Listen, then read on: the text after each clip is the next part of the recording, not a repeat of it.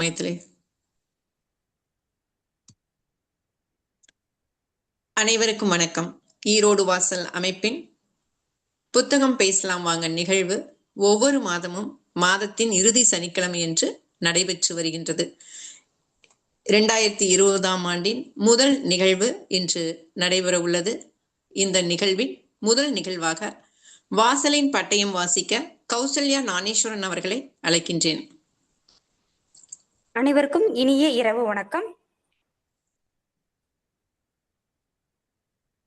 அனைவருக்கும் இனிய இரவு வணக்கம். ஈரோடு வாசல் உறுப்பினர்களாக நம் படைப்புத்திறன், ஆளுமை திறன் மற்றும் உடல் மன நலத்தினை மேம்படுத்திடவும், சமூக பங்களிப்புடன் இளைய தலைமுறைக்கு வழிகாட்டிடவும், நம் அமைப்பு தரும் வாய்ப்புகளை தேடல் உள்ளவர்களுடன் ஒன்றிணைந்து முழுமையாகவும் சரியாகவும் பயன்படுத்திக் கொள்வோம். எல்லைகளை தாண்டி பயணிப்போம். நன்றிகள். நன்றி Kausalya.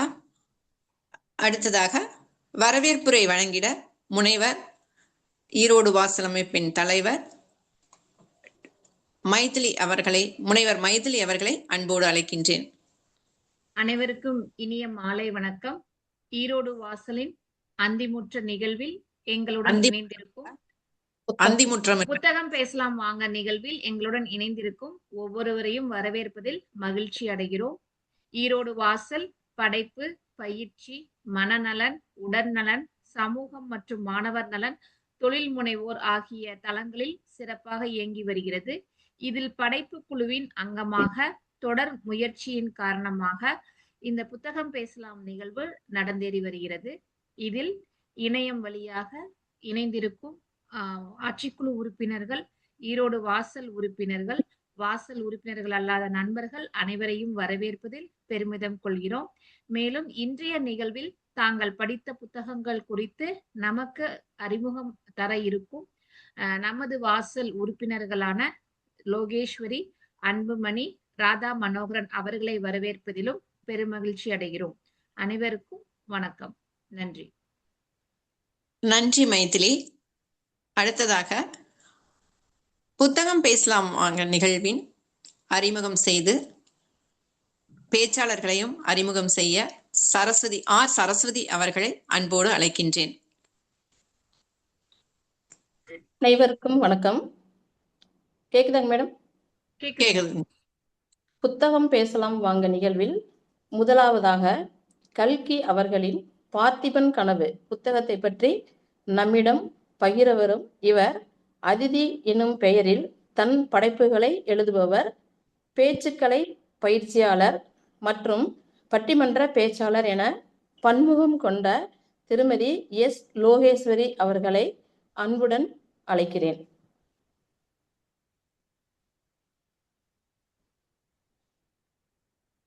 Thank you ma'am. Ma'am start பண்ணிக்கலாங்களா? எஸ். அனைவருக்கும் வணக்கம். முதலாவதா இந்த வாய்ப்பு கொடுத்த படைப்பு குழுவினுடைய தலைவர் யசோதாமா அவர்களுக்கு என்னுடைய நன்றி. பார்த்திபன் கனவு அப்படிங்கிற புத்தகத்தை வாசிக்கணுங்கிறது என்னுடைய கனவா இருந்தது. இது ஏன் அப்படின்னா, கிட்டத்தட்ட இந்த புத்தகத்தை படிக்கிறதா நான் எடுத்துக்கிட்ட நாள்ல இருந்து இப்ப பல மாசங்கள் கழிச்சு, ஏன் இதுக்கான காரணங்களை கூட ஒரு மீட்டிங்ல சொல்லியிருந்தேன். இந்த போன் அதிகமா நான் யூஸ் பண்றதுனால இதை படிச்சு முடிக்கவே இல்லை அப்படின்னு. இந்த கனவை நான் முடிக்கிறதுக்கு ஒரு பெரிய கனவு காண வேண்டி இருந்தது. எப்படியோ ஒரு வழியா நான் முடிக்க இன்னும் ஒரு 10 பேஜ் இருந்த டைம்ல எனக்கு இந்த வாய்ப்பு கொடுத்தது கரெக்டா ஓகே, இதை முடிச்சு இந்த இடத்துல கொண்டு போய் அதை கொடுக்கணும்னு இருந்திருக்குன்னு நான் நினைச்சுக்கிட்டேன். சோ கனவு ஒரு வழியா என்னுடைய கனவு இன்னைக்கு பார்த்திபன் கனவு மூலமா நிறைவேறிடுச்சு. இந்த புத்தகத்தினுடைய ஆசிரியர் பத்தி தெரிஞ்சுக்கலாம் அப்படின்னு வரும்போது அவர் யாரு அப்படின்னு பார்த்தா, புதுக்கோட்டை மாவட்டத்துல பிறந்த ராமசாமி கிருஷ்ணமூர்த்தி அப்படிங்கிறவர். அவருடைய அதாவது இது பெண் நேம் தான் கல்கி கிருஷ்ணமூர்த்தி அப்படின்னு மாறி இருக்கு. அண்ட் அவர் பாத்தீங்கன்னா ஒரு எழுத்தாளர், பத்திரிகையாளர். இவரை பத்தி உங்களுக்கு தெரியும், இருந்தாலும் நான் சொல்றேன். சுதந்திர போராட்ட வீரர், சமூக சிந்தனையாளர், இந்த மாதிரி பன்முகம் கொண்டவர். இவர் 1899 பிறந்திருக்காரு. ஆனந்த விகடன் பத்திரிகையில பணிபுரிஞ்சிருக்காரு. அதுக்கப்புறம் அதுல இருந்து கல்கி அப்படிங்கிற ஒரு பத்திரிகையை இவர் எடுத்து நடத்திருக்காரு. காந்தியடிகளினுடைய கொள்கையின் மேல ரொம்ப ஈடுபாடு கொண்டவர். சுதந்திர போராட்டத்திலையும் கலந்துகிட்டு சிறைக்கெல்லாம் கூட சென்று வந்தவர். இவருக்கு பாத்தீங்கன்னா இவர் என்ன சொல்றாங்க அப்படின்னா வரலாற்று நாவல்களின் தந்தை அப்படின்னு இவரை சொல்றாங்க. அதோட வந்து இவர் இறந்த, அதாவது 1954 இறந்தாரு. 1955 இவருக்கு வந்து பத்மபூஷன் அப்படிங்கிற இந்த விருதும் கிடைக்க பெற்றிருக்கு. இப்ப நம்ம பார்த்திபன் கனவு, இவர் எழுதின 3 பெரிய நாவல்கள்னு பாத்தீங்கன்னா பார்த்திபன் கனவு, சிவகாமியின் சபதம், பொன்னியின் செல்வன். நான் இப்போ பார்த்திபன் கனவுல உங்களோட பயணிக்க போறேன். இதுல ஒரு 40 அத்தியாயம் இருந்தது, 382 பக்கம். அந்த பக்கங்களை விட ஜாஸ்தி நாட்கள் நான் இதை படிக்க எடுத்துக்கிட்டேன்னு சொல்லலாம். சரி, இதுல என்ன அப்படின்னு பார்த்தா பல்லவர்கள் அப்புறம் வந்து சோழர்கள், இவங்க 2 பேர்த்துக்கும் இடையில நடந்த ஒரு காலகட்டத்துல நடந்த நிகழ்வு, ஒரு மன்னர் என்ன பண்ணாரு அப்படிங்கிற மாதிரியான கதை தான் இது முழுக்க. இதுல என்ன இல்ல அப்படிங்கிற மாதிரி இருக்கு, எல்லாமே இருக்கு. ஒரு கனவு இருக்கு, அப்புறம் நாட்டுப்பற்று இருக்கு, காதல் இருக்கு, சூழ்ச்சி இருக்கு, நன்றி இருக்கு, நம்பிக்கை இருக்கு, துரோகம் இருக்கு, எல்லாமே இந்த கதைக்குள்ள இருந்தது. அண்ட் ஒரு கட்டத்துல எனக்கு எப்படி இருந்ததுன்னா, இந்த கதைக்குள்ள நான் ஒரு அங்கமா மாறிட்டேன். இவங்க எல்லாம், இந்த ஹீரோ ஒரு பக்கம் போனாருன்னா நானும் அவர் கூட டிராவல் பண்றேன், ஹீரோயின் ஒரு பக்கம் இருக்காங்க அவங்க கூடயும் டிராவல் பண்றேன். அப்ப கதைக்கு உள்ள போய் நாம ஒரு ஆளா நம்மள உள்ளுக்குள்ளதான் இருக்கோங்கிற மாதிரியான ஒரு யூகத்தை நம்ம யோசிக்கிற மாதிரியான எழுத்து தான் இவருடைய. வந்து ரொம்ப எளிய நடையில எழுதியிருந்ததுனால என்ன மாதிரி ஆட்கள் ஈஸியா புரிஞ்சுக்கிற மாதிரி இருந்தது. இதுல நிறைய கேரக்டர்கள் இருந்தப்ப எனக்குள்ள ஒரு யோசனை என்னன்னா, இப்ப இதுல குந்தவின்னு ஒரு நேம் வருது, பொன்னியின் செல்வன்லயும் ஒருத்தவங்க வந்தாங்களே, இவங்க 2 பேரும் ஒருத்தரா? ஆனா இதுல வேற வேற இவங்களுடைய தந்தை வேறையா இருக்காரு. அப்ப அந்த இது என்ன, ரொம்ப கன்ஃபியூஸா இருந்துச்சு. இப்ப இதை பத்தி எல்லாம் தெரிஞ்சுக்கணும் அப்படின்னு போகும்போது சில விஷயங்கள்லாம் கிடைச்சது. இதுல ஒருத்தருடைய கனவு எவ்வளோ பெரிய கனவா இருந்தா அது அடுத்தடுத்த தலைமுறைக்கு கடத்தப்படும். அந்த கனவுக்கு எவ்வளோ சக்தி இருந்தா அடுத்தடுத்த தலைமுறைக்கு அது கடத்தப்படும் அப்படிங்கிறதுக்கு உதாரணம் தான் இந்த புத்தகம் அப்படின்னு நினைக்கிறேன். நான் சம்டைம்ஸ் நம்ம வீட்டுல இருக்கிற நம்ம பேரண்ட்ஸ் வந்துட்டு எனக்கு இப்படி ஒரு கனவு இருக்குன்னு பிள்ளைகள்கிட்ட சொல்லும் போது நம்ம என்ன நினைச்சுக்கோம், உங்க கனவை எல்லாம் வந்து நீங்க எங்க மேல திணிக்காதீங்க அப்படிங்கிற மாதிரி சொல்லுவாங்க. ஆனா உண்மையில ரொம்ப பெரிய சக்தி வாய்ந்த ஒரு கனவா இருந்தா அது அடுத்தடுத்த தலைமுறைகளும் அதை வந்து ஏத்துக்குவாங்க, அதை செயல்படுத்துறதுக்கு தயாராவாங்க அப்படிங்கிறது தான் நான் இதுல பார்த்தேன். அப்போ நம்ம அந்த மாதிரியான ஒரு கனவு நம்ம கிட்ட ஃபர்ஸ்ட் இருக்கணும் அப்படிங்கிறதும் இதுல தெரிஞ்சுது. இந்த பார்த்திபன் யாரு அப்படின்னு பார்த்தா, இந்த பார்த்திபன் வந்து சோழ வம்சத்தினுடைய ஒரு மன்னர். இவருக்கு என்ன ஒரு பெரிய ஒரு குறையா இருந்ததுன்னா, பல்லவர்களுடைய சாம்ராஜ்யம் ரொம்ப பெருசா நடந்துகிட்டு இருக்கு, நம்ம வந்து இதுல இவங்க கிட்ட கப்பம் கட்டிட்டு இருக்க ஒரு ஆளா இருக்கோமே அப்படிங்கிற மாதிரி ஒரு சூழல்ல இருக்காரு. அப்ப இவங்களை வந்து ஜெயிக்க முடியுமான்னா இல்ல, ஏன்னா இவங்க ரொம்ப சின்ன அளவிலான ஒரு கூட்டம் தான். ஆனா பல்லவ மன்னர்கள் பாத்தீங்கன்னா ரொம்ப பெரிய ஒரு படை. சொல்ல போனா அவங்களோட படையை எப்படி இதுல குறிப்பிடுறாங்கன்னா, சமுத்திரத்துல இருக்கிற மணல் துகள்களை கூட எண்ணிடலாம். ஆனா இந்த படை வந்து அதை விட தாண்டி ஒரு பெரிய படை அப்படின்னு சொல்றாங்க. அப்ப அந்த பெரிய படையோட மோதுறதுங்கிறது, மோதினாலும் என்ன நடக்குங்கிறதெல்லாம் தெரிஞ்சு போர்க்களத்துக்கு புறப்படுற ஒரு நிகழ்வை தான் முதலாவதா காட்டியிருக்காங்க. ஆனா போர்க்களத்துக்கு போற தந்தை அதுக்கு முன்னாடி ஒரு 2 நாளைக்கு முன்னாடி தன்னோட மகனை வந்து அவருடைய கனவை காட்டுறதுக்காக ஒரு இடத்துக்கு கூட்டிட்டு போறாரு, சித்திர மண்டபம் அப்படின்னு சொல்லிட்டு. அந்த மண்டபத்துக்குள்ள போயிட்டு அவருடைய கனவு என்ன அப்படிங்கிறத சொல்ல ஆரம்பிக்கிறாரு. அதுக்கு அங்க பூட்டிய ஒரு அறை இருக்கு, அது இதுவரைக்கும் யாருக்கும் காட்டப்படாத ஒரு அறையா இருக்கு. அந்த அறைக்குள்ள தன்னுடைய மகனை கூட்டிட்டு போயிட்டு தன்னுடைய கனவுகள் இதுதான் அப்படிங்கிறத காட்டுறாரு.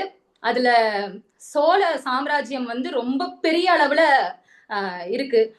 கங்கையில தொடங்கி எல்லா பக்கமும், அதாவது தெற்கு முழுக்க எல்லா பக்கமும் வந்து பாத்தீங்கன்னா சோழ சாம்ராஜ்யம் தான் அப்படிங்கிற மாதிரியான அந்த படங்கள் எல்லாம் இருக்கு. படைகள் வந்து அவ்வளவு பெரிய படை இருக்கிற மாதிரியான ஒரு வரைஞ்சிருக்காங்க. அதே மாதிரி நிறைய மலைகளை கடந்து, கடல்களை கடந்து, ஆறுகளை நதிகளை கடந்து இவர்களுடைய வெற்றி வந்து அந்த புலிக்கொடி வந்து பறந்துகிட்டு இருக்கிற மாதிரி அங்கங்க அப்படிங்கிற மாதிரி எல்லாம் வரைஞ்சிருக்காங்க. ஆனா இதை எல்லாத்தையும் எடுத்து நடத்திக்கிட்டு இருக்கிற அந்த மன்னன் இருப்பார் இல்லைங்களா, அந்த இடத்துல வந்து யானை, அதாவது அம்பாரி மேல இருக்கக்கூடிய அந்த இடத்துல பிளாங்கா விட்டுருக்காரு. அப்ப இந்த பையன் வந்து கேக்குறான், ஏன் அந்த இடத்துல நீங்க வரையில அப்படின்னு கேட்கும்போது அவர் ஒண்ணு சொல்லுவாரு, என்னன்னா யார் வந்து இந்த அளவுக்கு இந்த சாம்ராஜ்யத்தை கொண்டு வரமோ அப்பதான் வந்து அந்த இடத்துல அந்த மன்னரை வரைய முடியும் அப்படிங்கிற மாதிரி சொல்லுவார். இப்ப என்னோட கனவு இதுதான் அப்படிங்கறத தன்னோட மகன் கிட்ட சொல்லியிருப்பார். அந்த கனவை அந்த மகன் நிறைவேற்றினாரா? அப்படிங்கறத தொட்டுதான் இந்த கதை முழுக்க நகர்ந்துகிட்டே இருக்கும். இதுல வந்து நம்ம படங்கள்ல பார்த்திருப்போம் இல்லையா, சில கேரக்டர்ஸ் எல்லாம் பழைய படங்கள்ல அந்த பலி கொடுக்குற மாதிரி ஒரு ஆளு ரொம்ப பெரிய மீசை வச்சுக்கிட்டு கண்ணை உருட்டிக்கிட்டு ரொம்ப ஒரு மாதிரி இருப்பாரு, அப்படி குரல்லாம் பயங்கரமா இருக்கும், இந்த மாதிரி கேரக்டர். அண்ட் வந்து எப்பயுமே இந்த ராஜா வீட்டுல பாத்தீங்கன்னா துரோகம் பண்றதுக்குன்னே ஒரு ஆள் இருப்பாங்க. இங்க வந்து மாரப்ப பூபதினு ஒரு கேரக்டர் இருப்பாரு. அவர் வந்து இந்த குடும்பத்துக்கு கொஞ்சம் எதெல்லாம் கெட்டது செய்ய முடியுமோ அதையெல்லாம் செய்யறதுக்கு ரொம்ப ரெடியா இருப்பார். இந்த போர்க்களம் இருக்கு இல்லையா, பார்த்திபன் போருக்கு கிளம்புறாரு இல்லையா, அந்த பார்த்திபன் போருக்கு கிளம்புறத வந்து சொல்லியிருப்பாங்க எப்படி அவர் கிளம்புறாரு அப்படிங்கிறதையும். அதோ கூட பாத்தீங்கன்னா 10,000 போர் வீரர்கள் போறாங்க. ஆனா அவர் எதிர்கொள்ள போற படை வந்து ரொம்ப ரொம்ப ரொம்ப பெருசு. ஆனாலும் பார்த்திபன் என்னன்னா, நான் அப்படி போய் வந்து ஒருத்தர்ட்ட என்ன பண்ண முடியாது, கீழ்ப்படிஞ்செல்லாம் இருக்க முடியாது, எனக்கு தெரியும் இந்த போரினுடைய முடிவு என்ன அப்படிங்கிறது. தன் மகன் கிட்ட பேசும்போது கூட சொல்ல, இதே மாதிரி நான் உங்ககிட்ட நின்று பேசுறதுக்கான சூழல் வந்து மறுபடியும் கிடைக்குமான்னு தெரியாது, ஆனா நான் இதை வந்து உங்ககிட்ட சொல்லியே ஆகணுங்கிறது தான் அந்த சித்திர மண்டபத்துல அவர் காட்டின அந்த சித்திரங்கள் எல்லாம். அப்ப அந்த மகன் ஒரு கேள்வி கேட்பாரு, அப்பா நீங்க இவ்வளோ நல்லா வரைகிறீங்க, இவ்வளோ தத்ரூபமா வரைகிறீங்க, ஆனா ஏன் நீங்க இதெல்லாம் வெளிக்காட்டவே இல்லை அப்படின்னு ஒரு கேள்வி கேட்பாரு. அதுக்கு வந்து ஒரு அழகான ஒரு பதில் சொல்லியிருப்பாரு, இந்த உலகத்துல எவன் அதிகாரமும் சக்தியும் பெற்றிருக்கிறானோ அவனிடம் உள்ள வித்தையைத்தான் உலகம் ஒப்புக்கொண்டு பாராட்டும் அப்படின்னு. அப்ப அவருக்கு ஏதோ மனரீதியா அவ்வளோ ஒரு கஷ்டம் வந்திருக்கு, நம்மள யாருமே அந்த ஒரு அப்ரிசியேஷன் கிடைக்கல, எல்லாமே வேற ஒருத்தங்க எடுத்துக்கிட்டே இருக்காங்க, அவங்களுக்கே போகுது. அப்ப இன்னொன்னு சொல்லுவார், அவங்க எல்லாம் வரையறதுல ஒண்ணுமே இருக்காது, ஆனா வந்து பட்டங்கள் நிறைய கொடுத்துருப்பாங்க, அந்த பட்டத்தை எல்லாம் சொல்லுவார், அவங்களுக்குதான் இப்படியான பட்டங்கள் எல்லாம் கிடைச்சிருக்கு, எனக்கு வந்து அங்கீகரிக்கப்படாது, அதனால நான் வெளிக்காட்டவும் விரும்பல அப்படிங்கிறதையும் அவர் சொல்லியிருப்பாரு. இந்த இடத்துல இந்த லைன் எனக்கு பிடிச்சிருந்தது, அதனால நான் அதை தனியா எடுத்து வச்சிருந்தேன். சோ இதுக்கப்புறம் வந்து அந்த போருக்கு பாத்தீங்கன்னா 10,000 வீரர்கள் போயிருக்காங்க, ஆனா அந்த போர்க்களத்துல இருந்து ஒருத்தர் கூட உயிரோட திரும்ப வரல. 10,000 வீரர்களுமே அங்க இல்லாம போனது வந்து அந்த இடம் வந்து ரொம்ப ரத்த களரியா இருந்திருக்கும். அந்த காட்சியை வந்து சொல்லியிருப்பாரு ஆசிரியர் வந்து, அது நம்ம கண்ணு முன்னாடி அந்த காட்சி அப்படியே நமக்கு தெரியும், நம்மளும் அந்த களத்துக்குள்ள போய் அங்க பாக்குற மாதிரியான ஒரு உணர்வு வரும். இந்த இடத்துல ஒரு புதுசா ஒரு கேரக்டர் இன்ட்ரடியூஸ் பண்ணுவாங்க, அதுல நிறைய ட்விஸ்ட், ஒரு சிவனடியார உள்ள கொண்டு வராங்க. யாரோட பார்த்திபன் வந்து போர் புரிஞ்சிருப்பாரு அப்படின்னு பாத்தீங்கன்னா, நரசிம்மவர்ம சக்கரவர்த்தி. அதாவது அவங்க அப்பா யாரு அப்படின்னா மகேந்திர சக்கரவர்த்தின்னு சொல்றாங்க பல்லவ மன்னர்கள்ல. இந்த மகேந்திர சக்கரவர்த்தி இருக்கும் போதே பல்லவர்கள் எல்லாம் அவ்வளவு நல்லா இதா இருந்தாங்களான்னா இல்ல. அப்ப பாத்தீங்க அப்படின்னா வாதாபியில இருந்து இந்த புலிகேசி அப்படிங்கிற அவங்க வந்து இவங்க கிட்ட போர் புரிஞ்சப்ப வந்துட்டு மகேந்திர சக்கரவர்த்தி வந்துட்டு எங்கேயோ போய் தஞ்சம் அடைஞ்சிட்டாரு. அப்புறம் அதுக்கப்புறம் என்னப்பா இது அப்படி ஒன்னும் சண்டைக்கு அவர் வரமாட்டேங்கிறாரு, சரி நம்ம அடுத்த பக்கத்தை பார்ப்போம்னு சொல்லி அங்க இருக்கிறது எல்லாம் அவங்க என்ன சுரண்ட முடியுமோ எல்லாம் சுரண்டிட்டு இவங்க யாரு நம்மளுடைய சோழ மன்னரான பார்த்திபனுடைய இடத்தை நோக்கி வரும்பொழுதுதான் புலிகேசியினுடைய இதுக்கே பிரச்சனை வருதுங்கிறப்ப அவங்க இங்க போர் நடக்கல, கிளம்பி போயிட்டாங்க. அதுக்கப்புறமா அவருடைய மகனான, அதாவது மகேந்திர சக்கரவர்த்தியினுடைய மகனான நரசிம்மவர்மன் வந்ததுக்கு அப்புறம் தான் இங்க வந்து பல்லவர்களுடைய ஆட்சி வந்து ரொம்ப பெருசா புகழ் வாய்ந்ததா மாறுது. அவருடைய படை அவர் அந்த 6 வருஷ காலம் வெயிட் பண்றாரு, 6 வருஷ காலம் வந்து தன்னை தயார்படுத்திக்கிறாரு. தன்னுடைய படைய வந்து ரொம்ப பெருசா, நான் சொன்னேன் இல்லைங்களா, அதாவது சமுத்திரத்தினுடைய மணலை கூட எண்ணிரலாம், அந்த அளவுக்கான ஒரு பெரும் படைய வந்து திரட்டிட்டாரு. யாரு அப்படின்னா மகேந்திர சக்கரவர்த்தியினுடைய மகனான நரசிம்மவர்மன் அப்படிங்கிற ஒரு பல்லவ மன்னர்ல ரொம்ப புகழ் வாய்ந்தவர். சோ அவர் அதுக்கப்புறம் என்ன பண்றாருன்னா, நம்மளுடைய பார்த்திபன் அவர்கிட்ட கேட்கிறாரு, நம்ம 2 பேரும் சேர்ந்து போய் அவர்களை தாக்குவோம் அப்படின்னு சொல்லி செய்தி அனுப்புறாரு. ஆனா பார்த்திபன் ஒரு டிமாண்ட் வைக்கிறாரு, சரி நான் வந்து உன் கூட வரணும்னா இனிமேல் வந்து நாங்க வந்து எங்களுடைய சோழ தேசத்தை சுதந்திரமா நாங்க வந்து ஆட்சி பண்றதுக்கு நீ விடணும், கப்பம் கேட்க கூடாது அப்படின்னு சொல்றாரு. இங்கதான் பிரச்சனையே ஸ்டார்ட் ஆகுது. அவருக்கு அதுக்கு எந்த பதிலுமே அவர் சொல்லல. இவர் யாருன்னா அவ்வளவு பெரிய படையை வச்சிருக்கிறவர். நம்மளுடைய பார்த்திபன் வந்து ரொம்ப சின்ன அளவிலான ஒரு அமைப்பு தான், அவங்க அமைப்புனா ஒரு ஏரியாவை மட்டும்தான் அவர் ஆட்சி பண்ணிட்டு இருக்காரு. அப்படி இருக்கிற போது அவருக்கு அது பதில் சொல்லணுங்கிற இது கூட இவருக்கு இல்ல, பதிலே அனுப்பல. அதுக்கப்புறம் என்ன பண்ணிட்டாரு பார்த்திபன் வந்து, இனிமேல் என்னால கப்பம் கட்ட முடியாது அப்படிங்கிற மாதிரி ஒரு இதாயிட்டு முன் வச்ச காலம் அப்படி எல்லாரும் சொல்றாங்க, உன்னால ஜெயிக்க முடியாது, வேண்டாம் நான் முடிவு பண்ணிட்டேன் போதுதான் அப்படின்னு சொல்லி போய் தான் அந்த இடத்துல அவ்வளவு பெரிய இது நடக்குது. அதாவது முன் வச்ச கால ஒரு ராஜாவா இருந்த நான் வந்து பின் வைக்க மாட்டேன் அப்படின்னு சொல்லி அதுல முழு மூச்சா இறங்கிட்டார். தோல்விதான் இறப்பு எனக்கு நடந்தே தீரும்னு தெரிஞ்சே களத்துல இறங்கின ஒரு வீரன் தான் பார்த்திபன். அதுக்கப்புறம் அந்த சிவனடியார் யாரு என்னங்கிறத நம்ம கடைசி வரைக்கும் இந்த கதையை முடிக்கிறோம். இந்த சிவனடியார் யாரா இருப்பாரு நான் ஒருவேளை ஒரு கொஞ்சம் படிச்சுட்டு லாஸ்ட் பேஜ்ல போய் தேடி பார்த்துருவோமா, ஏன்னா நமக்கு அந்த கியூரியாசிட்டி இருக்கும், யார சொல்றாங்க, இவர் யாரா இருப்பாரு, அதுக்குள்ள நம்மளே கண்டுபிடிச்சிடணுங்கிற ஒரு உணர்வுல பாதி பக்கங்களை கடந்து கூட போய் தேடுறேன், இது யார் இந்த சிவனடியார் அப்படின்ட்டு. அப்புறம் மறுபடியும் இல்ல அதுக்கான சரியான பக்கம் நமக்கு கிடைக்காது இல்லைங்களா. அப்புறம் மறுபடியும் ஃபர்ஸ்ட்ல இருந்து அப்படியே, ஏன்னா இந்த கதையை நான் எவ்வளவு நாளா படிச்சுட்டு இருக்கேன், மெல்ல மெல்ல மெல்ல அப்படிதான் இது கடந்து வந்துச்சு. சோ அதுக்கப்புறம் இந்த சிவனடியார் யாரு அப்படிங்கிறதையும் கடைசியா சொல்லுவாங்க. இதுக்கு இடையில அதாவது இவர் இறந்துடுறாரு, யாரு, பார்த்திபன் வந்து அந்த யுத்த களத்துல இறந்தப்ப சிவனடியார் வந்து அவரை சந்திச்சதாகவும் அவர்கிட்ட இவர் எனக்கு ஒரு வாக்கு கொடுங்க அப்படின்னு சொல்லி கேட்டு அந்த வாக்கை ஓகே நான் உனக்கு நிறைவேற்றுறேன்னு அந்த சிவனடியார் சொன்னதாகவும், அது திரும்ப அவர் வராரு, வந்து யாராவது அவருடைய மகனான விக்ரம பாக்குறாரு, நீங்க மகனை வந்து ரொம்ப வீர பராக்கிரமசாலியா வளர்க்கணும், எங்களுடைய புலிக்கொடி வந்து இந்த மாதிரி தேசம் முழுக்க பறக்கணும், இப்படி எல்லாம் நிறைய கனவுகள் எல்லாம் சொல்லிதான் இது பண்ணுவாரு. அதுக்கு தகுந்த மாதிரியே யாரு நம்மளுடைய விக்ரமனுக்கு வந்து இவர் போதனை சொல்லிட்டே இருப்பார், நீ வந்து இப்படி தயாராகணும், இப்படி ரெடி ஆகணும், இது இப்பதான் அதுக்கான சந்தர்ப்பம், இந்த மாதிரி எல்லாம் சொல்லிட்டு இருப்பார். இதெல்லாம் நடந்துட்டு இருக்கிறப்ப சூழ்ச்சி, அந்த துரோகம், இதுக்கெல்லாத்துக்கும் ஒரு ஆதாரணமா கூட ஒரு ஆள் இருக்காருன்னு சொல்லலாம், மாரப்ப பூபதி. அவர் தான் சேனாதிபதியா இருந்திருப்பாரு, ஆனா அவர் பதவி இறக்கம் செய்யப்பட்டிருப்பாரு, ஏன்னா அவர் செஞ்ச செயல்கள் அப்படியா இருக்கும்.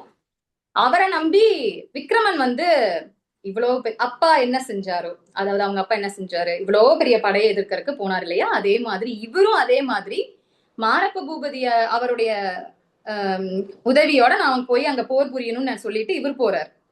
இவர் போனா அங்க என்ன நடக்குங்கிறது தெரியும், ஆனா கூட வரதா சொன்ன படைகள் எதுவுமே வராதனால இவர் வந்து அங்க கைது செய்யப்படுறாரு.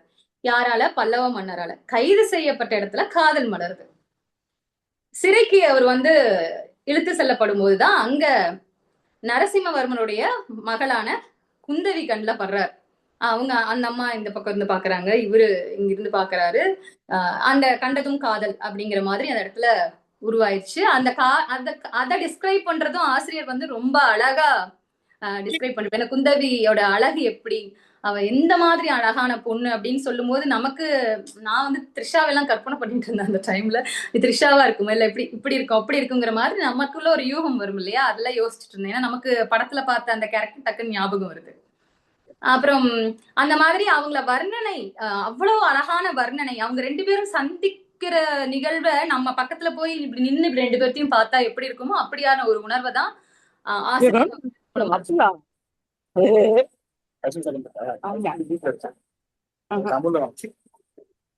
ஒண்ணு வேண்டாமேங்க. ஓகே. சோ அந்த காதல் வந்து என்ன ஆகுது அப்படின்னா, காதல் வந்தா அப்பா எல்லாம் அப்புறம்தான் அப்படிங்கிற மாதிரி இந்த பொண்ணு என்ன பண்ணிருவாங்க, முழுக்க முழுக்க எனக்கு ஒருத்தரை பிடிச்சிருச்சுன்னா அவரு யாரா இருந்தாலும் அவருக்காகத்தான் அப்படிங்கிற மாதிரி ஒரு முடிவெடுக்க கூடும். அவர் யாரு என்ன, நாளைக்கு பார்த்தனே அவர் யாரு என்னன்னு மனசு அலபாயம் இல்லையா, அந்த மாதிரி அவருக்கும் அதே மாதிரிதான். இப்ப இந்த தப்பு நீ வந்து இப்படி கப்பம் கட்ட மாட்டேன்னு சொல்லிட்டு இங்க சண்டைக்கு வந்ததுனால இவர் என்ன பண்ணுவாங்கன்னா நாடு கடத்திடுவாங்க. சோ அப்ப நாடு கடத்தும் போது அவர் வேற ஒரு தீவுக்கு போய் அங்கிருந்து திரும்ப வராரு. இது ஒரு பெரிய கதை, இன்னைக்கு நான் சொன்னேன்னா கிட்டத்தட்ட இன்னும் பல மணி நேரம் கூட எடுக்கலாம், அதனால இன்னும் கொஞ்சம் ஷார்ட்டா சொல்றேன். இந்த காதல் வந்து சேருதா இல்லையா, இவங்க சேர்ந்தாங்களா இல்லையா, இறுதியா வந்து இந்த சிவனடியாரா வந்தவர் யாரு, அவர் கொடுத்த வாக்க காப்பாத்திட்டாரா, இதெல்லாம் தான் கிளைமேக்ஸ்ல வருது. கிளைமேக்ஸ் உங்களுக்கு சொல்லிடலான்னு எனக்கு ஆசை வருது, ஆனா நீங்க போய் அந்த பார்த்திபன் கனவுல இறுதியா என்ன நடந்ததுங்கிறத எப்படி தெரிஞ்சுக்கிறீங்க அப்படிங்கிற யோசனையும் வருது. சோ அதனால நீங்க அதை படிச்சு தெரிஞ்சுக்கோங்க, ரொம்ப சுவாரஸ்யமா இருந்தது. இத நான் இன்னும் கொஞ்சம் முன்னாடியே படிச்சிருக்கலாம், ஆனா ரொம்ப நாள் எடுத்து படிச்சாலும் ஒன்னும் இதாகல, ஏன்னா இவ்வளவு நல்லா ஞாபகத்துல வச்சுக்கக்கூடிய கதையா தான் இருந்தது. கொஞ்சம் கொஞ்சமா படிச்சுட்டு வந்தேன்.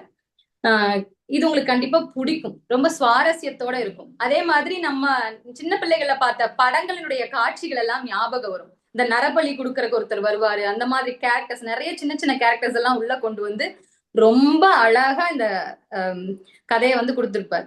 அண்ட் எனக்கு ஒரு டவுட் என்னன்னா, இது உண்மையாலுமே வரலாற்றுல இப்படி நடந்துதா, இப்படி ஒரு மன்னர் இருந்தாரா, இப்படி எல்லாம் எனக்கு கேள்வி. அதே மாதிரி குந்தவிங்கிற கேரக்டர் வந்து பார்த்திபன் கனவுலயும் வருது, பொன்னியின் செல்வன்லயும் வருதே, அப்ப இதுல எது ஒரிஜினல், இந்த மாதிரி எல்லாம் நிறைய கேள்விகள் இருந்தது. சோ அதுக்காக சின்ன சின்ன தேடல்கள் இருக்கும்போது அதுல என்ன கிடைச்சது அப்படின்னா, இந்த கதையில இருக்கிற பார்த்திபன் வந்து ஒரு கற்பனை அப்படிங்கிற மாதிரி தான் சொல்லியிருக்காங்க. ஏன்னா அவரு சோழ மன்னர்கள்ல அப்படியான ஒரு மன்னர் இருந்ததுக்கான எந்த சான்றும் கிடையாது அப்படின்னு இருந்தது. அது வந்து கல்கி அவர்களால உருவாக்கப்பட்ட கற்பனை இதுன்னு சொல்லிட்டு அதுல அதே மாதிரி இது எல்லாமே கற்பனையானா இல்ல. இதுல வந்த நரசிம்மவர்மன் ஆகட்டும், மகேந்திர சக்கரவர்த்தி ஆகட்டும், இவங்க எல்லாமே உண்மையான கதாபாத்திரங்கள் தான். அதோட கற்பனை கதாபாத்திரங்களையும் இணைச்சு இதை உருவாக்கி இருக்காரு. ரொம்ப பியூட்டிஃபுல்லா இருந்ததுங்க உண்மையா. அது போக எத்தனை, அதாவது பார்த்திபனுடைய கனவு வந்து விக்ரமனே நிறைவேற்றிட்டாரா இல்ல அதுக்கு எத்தனை ஆண்டு காலம் பிடிச்சது, இது எல்லாத்தையும் நீங்க வந்து புக்கு படிச்சு தெரிஞ்சுக்கோங்க. எனக்கு டவுட் ஆனது இதுதான் இந்த கதையெல்லாம் அப்படிங்கும் போது, அதுல வந்து பாத்தீங்கன்னா வரலாற்று இதை ஒட்டி எழுதும் போது இவரு நிறைய கதாபாத்திரங்களை உள்ள எடுத்தும் எழுதியிருக்காரு. பொன்னியின் செல்வன்ல வர குந்தவி வந்து ஒரிஜினல் தான், அந்த கேரக்டர் வந்து சரியான இதுதான். பட் இதுல வர குந்தவி வந்து இவரால உருவாக்கப்பட்ட குந்தவி அப்படிங்கறத தெரிஞ்சுக்கிட்டேன். சோ ரொம்ப சூப்பரான ஒரு எக்ஸ்பீரியன்ஸ் எனக்கு இந்த புத்தகம் படிச்சதன் வாயிலா கிடைச்சது. புத்தகம் படிக்காம போனை நோண்டிட்டே இருந்த எனக்கு ரொம்ப நாள் கழிச்சு ஒரு புத்தகத்தை படிச்சு முடிச்சப்போ ஒரு திருப்தி கிடைக்கும் இல்லைங்களா, அந்த திருப்தியை கொடுத்தது இந்த புத்தகம் தான். சோ இதை தொடர்ந்து கண்டிப்பா நீ அடுத்தடுத்த புத்தகங்களை நான் வந்து வாசிச்சிடணும் அப்படிங்கிற ஒரு இதுல இருக்கேன். நன்றிங்க. நன்றி.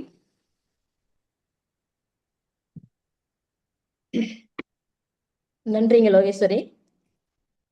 கதையும் சுவாரஸ்யமா இருந்தது. கதாசிரியரை பற்றி நீங்க சொன்ன குறிப்புகளும் நல்லா இருந்துச்சு. நன்றி. இந்நிகழ்வில் அடுத்ததாக சான் கருப்பசாமி அவர்களின் கண்ணாட்டி புத்தகம் பற்றி தன் கருத்துக்களை நம்முடன் பகிர்ந்து கொள்ள எழுத்தாளர், சிறந்த மொழிபெயர்ப்பாளர் முனைவர் வி அன்புமணி அவர்களை அன்புடன் அழைக்கிறேன். நன்றிங்க சரஸ். அனைவருக்கும் இனிய மாலை வணக்கம். கண்ணாட்டி இந்த நூல் அட்டைப்படமே உங்களுக்கு வித்தியாசமாக தெரியும். இந்த அட்டைப்படத்தை குறித்து வைத்துக் கொள்ளவும். இதனுடைய இந்த கண்ணாட்டிங்கிறது ஒரு சிறுகதை தொகுப்பு. முதல்ல இதனுடைய நூல் ஆசிரியர் நம்முடைய இருக்கிறார். அவரை பற்றி ஒரு அறிமுகம் கண்டிப்பாக இணைய வழியில் என்பதால் அனைவருக்கும் ஒரு அறிமுகம் கூற விரும்புகிறேன்.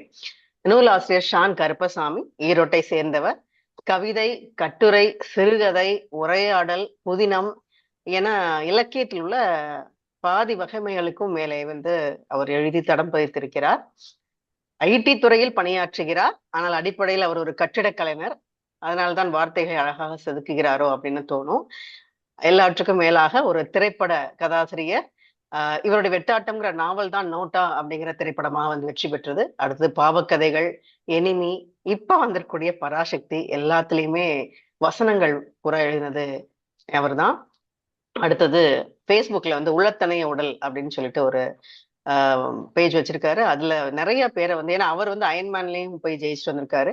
அப்போ அதுல நிறைய பேர் இதே மாதிரி தங்கள் உள்ளத்தை வந்து உள்ளத்தை உள்ளம் போல உள்ளம் சொன்னால் உடல் கேட்கும், அதனால் உடலினை உறுதி செய்க அப்படின்னு நிறைய பேரை இன்ஸ்பயர் பண்றாரு. அதுல நானும் ஒருத்தின்னு சொல்லணும். அடுத்தது சேஃபியன்ஸ் சங்கம், சேஃபியன்ஸ் சயின்ஸ், சேஃபியன்ஸ் ஜீனோ அப்படின்ற யூடியூப் சேனல் நண்பர்கள் மூலமா நடத்திட்டு இருக்காரு. அதுல நிறைய விஷயங்களை நாம வந்து இது வரைக்கும் தெரியாத விஷயங்கள்லாம் தெரிஞ்சுக்க முடியும். அப்படிப்பட்ட நம்முடைய எழுத்தாளர், திரைக்கதை ஆசிரியர், இப்படி நிறைய சொல்லிட்டே போலாம். அவருடைய 11வது நூல் தான் கண்ணாட்டி. இது வந்து 7 கதைகள் அடங்கிய ஒரு தொகுப்பு. 7 விதமான வாழ்வியலை பத்தி பேசக்கூடிய ஒரு கதைகள் அப்படின்னு சொல்லலாம். ஒவ்வொரு விதமான உறவுகளை பற்றியும் ஒவ்வொரு கதையிலையுமே அவர் சொல்லியிருப்பாரு. கதைகளை, ஏன்னா புதிதாக இப்பொழுதுதான் சென்னை புத்தக திருவிழால இப்போ சென்ற மாதம் தான் வெளியிடப்பட்டிருக்கிறது. அதனால கதை மாந்தர்களை பற்றியும் ஒரு சிறிய அறிமுகம் மட்டும் தான் கதையை பத்தி நான் சொல்ல போறேன். அந்த முதல் கதை அப்படின்னு பார்த்தோம்னா, அதனுடைய பெயர் மாமா. அது வந்து ஒரு ஏஐ செயலி. அதாவது நமக்கு ஏஐ தொழில்நுட்பம் எந்த அளவுக்கு இப்பதான் நமக்கு அறிமுகம் ஆயிருக்கு. அவர் வந்து ஐடி துறையும் சேர்ந்திருக்கிறதுனால அவர் எப்பவுமே அவருடைய கதைகள்ல கண்டிப்பா ஐடி சார்ந்த ஒரு கதை கண்டிப்பா இருக்கும். அப்படிதான் இது. இப்ப ஏஐ தொழில்நுட்பம் வந்து இன்னும் ஒரு 30-50 ஆண்டுகளுக்குள்ள என்ன மாதிரி உலகையை மாற்றிவிடும் அப்படிங்கறத ரொம்ப அழகா சித்தரிச்சிருப்பாரு. அதாவது இப்போ ஒரு 20-25 வருஷம் முன்னாடி நீங்க எல்லாம் தண்ணியை வந்து விலை கொடுத்து வாங்குவீங்க, மினரல் பாட்டில குடிப்பீங்கன்னு சொல்லி நம்ம ஒத்துக்க மாட்டோம். அதே மாதிரி ஒருத்தர் தானா ரோட்ல சிரிச்சுட்டு போயிட்டு தான் நம்ம கண்டுக்க மாட்டோம் அப்படின்னு யாராவது சொல்லியிருந்தாங்கன்னா அப்ப நம்ம நம்பியிருக்க மாட்டோம். ஆனா இன்னைக்கு மொபைல்ல வந்தனால அப்படிதான் போயிட்டு இருக்கு. எல்லாரும் சிரிச்சு பேசிட்டு போயிட்டு இருக்காங்க தனியா தானா அந்த மாதிரி. சோ அப்படி ஒரு நிறைய விஷயங்கள் சொல்றாரு ஏஐல. முக்கியமா பாத்தீங்கன்னா 3 நிமிஷத்துல வீடு கட்டிடலாமா. நான் வேற வீடு கட்டின்னு எப்படியாவது நினைச்சிட்டு இருக்க டயத்துல ஆஹா இந்த தொழில்நுட்பம் வந்தாலும் நல்லா இருக்குமே, 3 நிமிஷத்துல வீடு கட்டிடுவாங்க அப்படின்னு சொல்லி வருது. அப்போ நமக்கு எவ்வளவு கூலி இதெல்லாம் மிச்சமாகும். சோ கண்டிப்பாக அப்படி ஒரு சாத்தியம் இருக்கு. ஆனா 30-40 வருஷம் காத்திருக்கணுங்கிறதா அப்படிங்கிறதா ஒண்ணு தோணுச்சு. பட் கூடிய சீக்கிரம் கூட வரலாம். அடுத்து ஹைப்பர் லூப் தொழில்நுட்பம் பத்தி நான் இப்பதான் படிச்சிட்டு இருக்கேன். அவர் ரொம்ப அழகா அதுல நிறைய சொல்லியிருப்பாரு. ஒரு சைக்கிள்ல வந்து கதாநாயகி அப்படியே ஏறி வருவாங்க. அந்த இடத்துக்கு வந்தோம்னா அந்த சைக்கிள் அப்படியே மறைஞ்சிரும். அப்படின்னா அது யாரோ இன்னொருத்தங்க கால் டாக்ஸி மாதிரி கூப்பிட்டுருப்பாங்க. அப்ப அது அப்படியே டிராபிக்ல போய் மறைஞ்சிரும் அப்படின்னு. இதுல ரொம்ப முக்கியமான ஒரு விஷயம் சொன்னதுதான் ரொம்ப சந்தோஷமா இருந்தது. அதாவது அந்த கதையில என்ன இருப்பான்னா 25 வருடங்களாக ஒரு ஆக்சிடென்ட் கூட நடக்கல, விபத்தே இல்ல அப்படின்னு. ஏன்னா இயந்திரங்கள் அதனால அது கரெக்டா ஸ்கேன் பண்ணி போறதுனால எந்த விபத்தும் இல்ல அப்படிங்கிற நம்ம நிறைய விபத்துக்கள்ல மனிதர்கள் இழப்புகளை சந்திச்சுட்டு இருக்கோம், பார்த்துட்டு இருக்கோம். அப்படி இருக்கும்போது அது இல்ல அப்படின்னு எழுதியிருப்பாரு. அதே மாதிரி எஸ்டேட்டுகள்லாம் எப்படி இருக்கும்னா அடுக்கு மாடிகளாக, இப்ப எப்படி அடுக்கு மாடி வீடுகள் வந்துருச்சோ அந்த மாதிரி எஸ்டேட் எல்லாமே கூட அந்த மாதிரி இடம் போதாக்குறைனால அப்படி வரும் அப்படின்னு சொல்லி ஒரு புதுமையா ஒரு விஷயம் சொல்லியிருப்பாரு. இப்ப நம்ம கார் பார்க்கிங்கே அடுக்கு மாடி, இது அடுக்கு பார்க்கிங் வந்துட்ட மாதிரி இது ஒரு புதுமையா இருந்துச்சு. அதே மாதிரி இன்னொரு கதையில பாத்தீங்கன்னா அவருக்கு வந்து அடையாறு நதி மேல ஒரு தனி பாசம்னு நினைக்கிறேன். அந்த அடையாறு நதி வந்து இன்னொரு கதையில அமிர்தம் கதையில என்ன சொல்லியிருப்பாருன்னா அந்த கதையில வந்து அது பாதி சாக்கடையாக அடையாறு ஓடிக்கொண்டிருந்தது அப்படின்னு சொல்லியிருப்பாரு. இந்த முதல் கதையில அவர் என்ன சொல்லியிருப்பாருன்னா இப்ப இந்த அடையாறு வந்து சுத்தமாக்கிறாரு. அது ஏஐ மூலமா ரோபோட்ஸ் எல்லாம் வந்து சுத்தப்படுத்திடும் நீர், அது தெளிவா இருக்கு அப்படின்னு. நம்ம மேகாலயாலயோ அஸ்ஸாம்லயோ ஒரு ஆறு பார்ப்போம் அப்படி கிளீனா இருக்கும்னு. சோ அந்த மாதிரி இருக்கும் அப்படின்னு சொல்லியிருப்பாரு.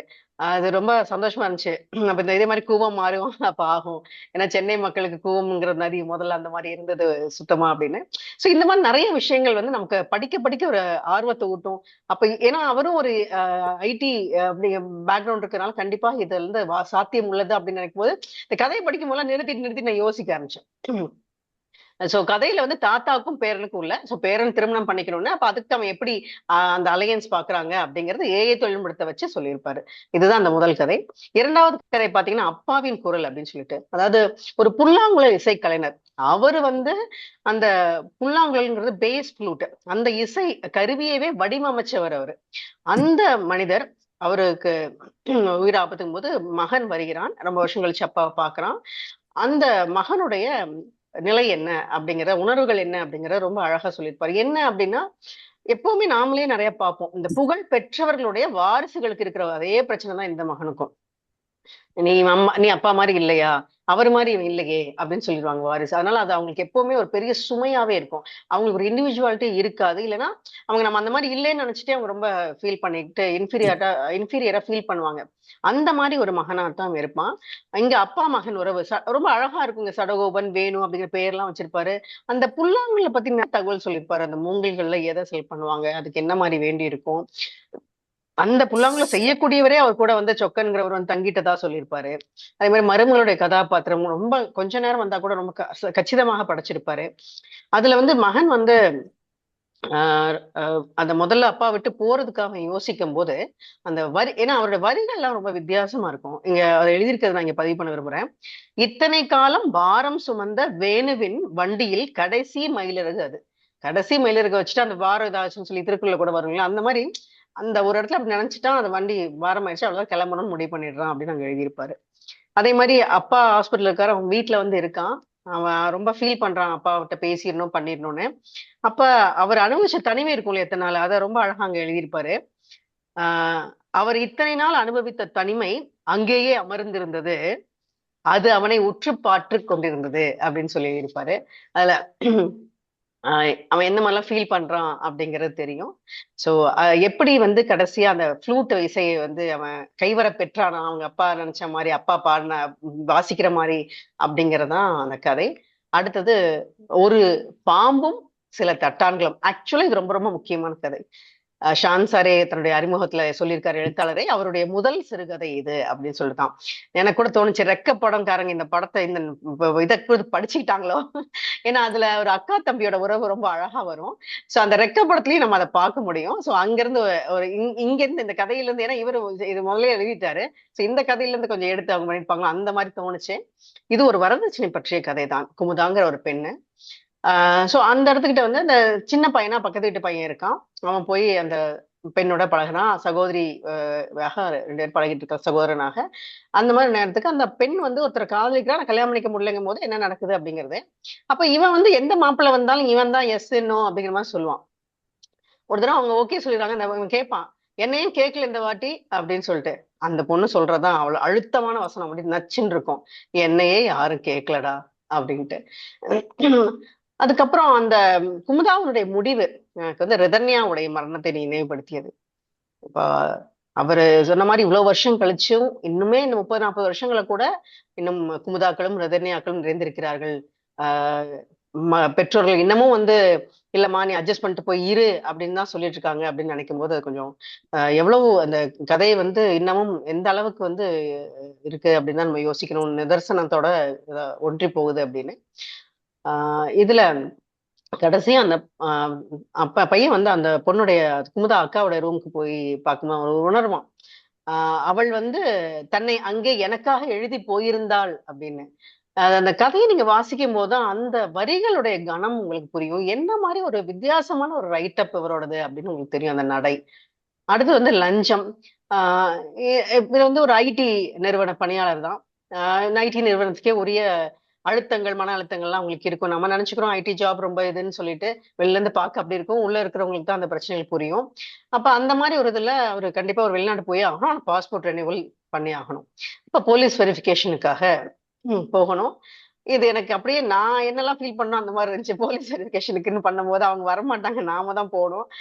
போனா கொடுத்துட்டு பணத்தை கொடுங்க அவங்க பண்ணிடுவாங்கம்பாங்க. அது எப்படி போலீஸ்டே கொடுக்கறதா வேண்டாமா, ரொம்ப கனெக்ட் ஆச்சு எனக்கு. அந்த கதாநாயகனும் அப்படிதான் ரொம்ப யோசிக்கிறாப்புல, கொடுத்தா ஏன் கொடுக்குறியா நீ அப்படின்னு கேட்டா, நான் கொடுக்கலைன்னா என்ன அப்படின்னு. பட் அதனால யோசிச்சுக்கிட்டே வந்துடா. சோ அந்த மாதிரி இருக்கிறது ஒரு பக்கம். என் வீட்டுல வந்து ஒரு சூழல் சரி இருக்காது, குழந்தை கூட அவன் வந்து பார்த்ததே இல்லைங்கனால, அடிக்கடி பார்த்ததுனால அதுவே அவன் எடுத்து அழும், அந்த மாதிரிலாம் இருக்கும். அப்போ எப்படியோ போலீஸ் ஸ்டேஷன் போயிடுறாரு. அப்ப வந்து அவர் கனெக்ஷன் ஆகல, நெட் கனெக்ஷன் ஆகல. இன்ஸ்பெக்டர் காத்தமுத்து ரொம்ப வித்தியாசமான ஒரு கேரக்டர் அவரு. அவர் வந்து கனெக்ட் ஆகலைங்கன்னு சொல்லுவாரு. இப்ப அந்த 2 லைன் இருப்பாரு எழுத்தாளர், கைவிடப்பட்ட ஒரு சதுரங்க ஆட்டத்தின் காய்கள் போல இருவரும் 15 நிமிடங்கள் அமர்ந்திருந்தார்கள். அவர் நெட்டு கரெக்டா தான் பாக்குறாரு.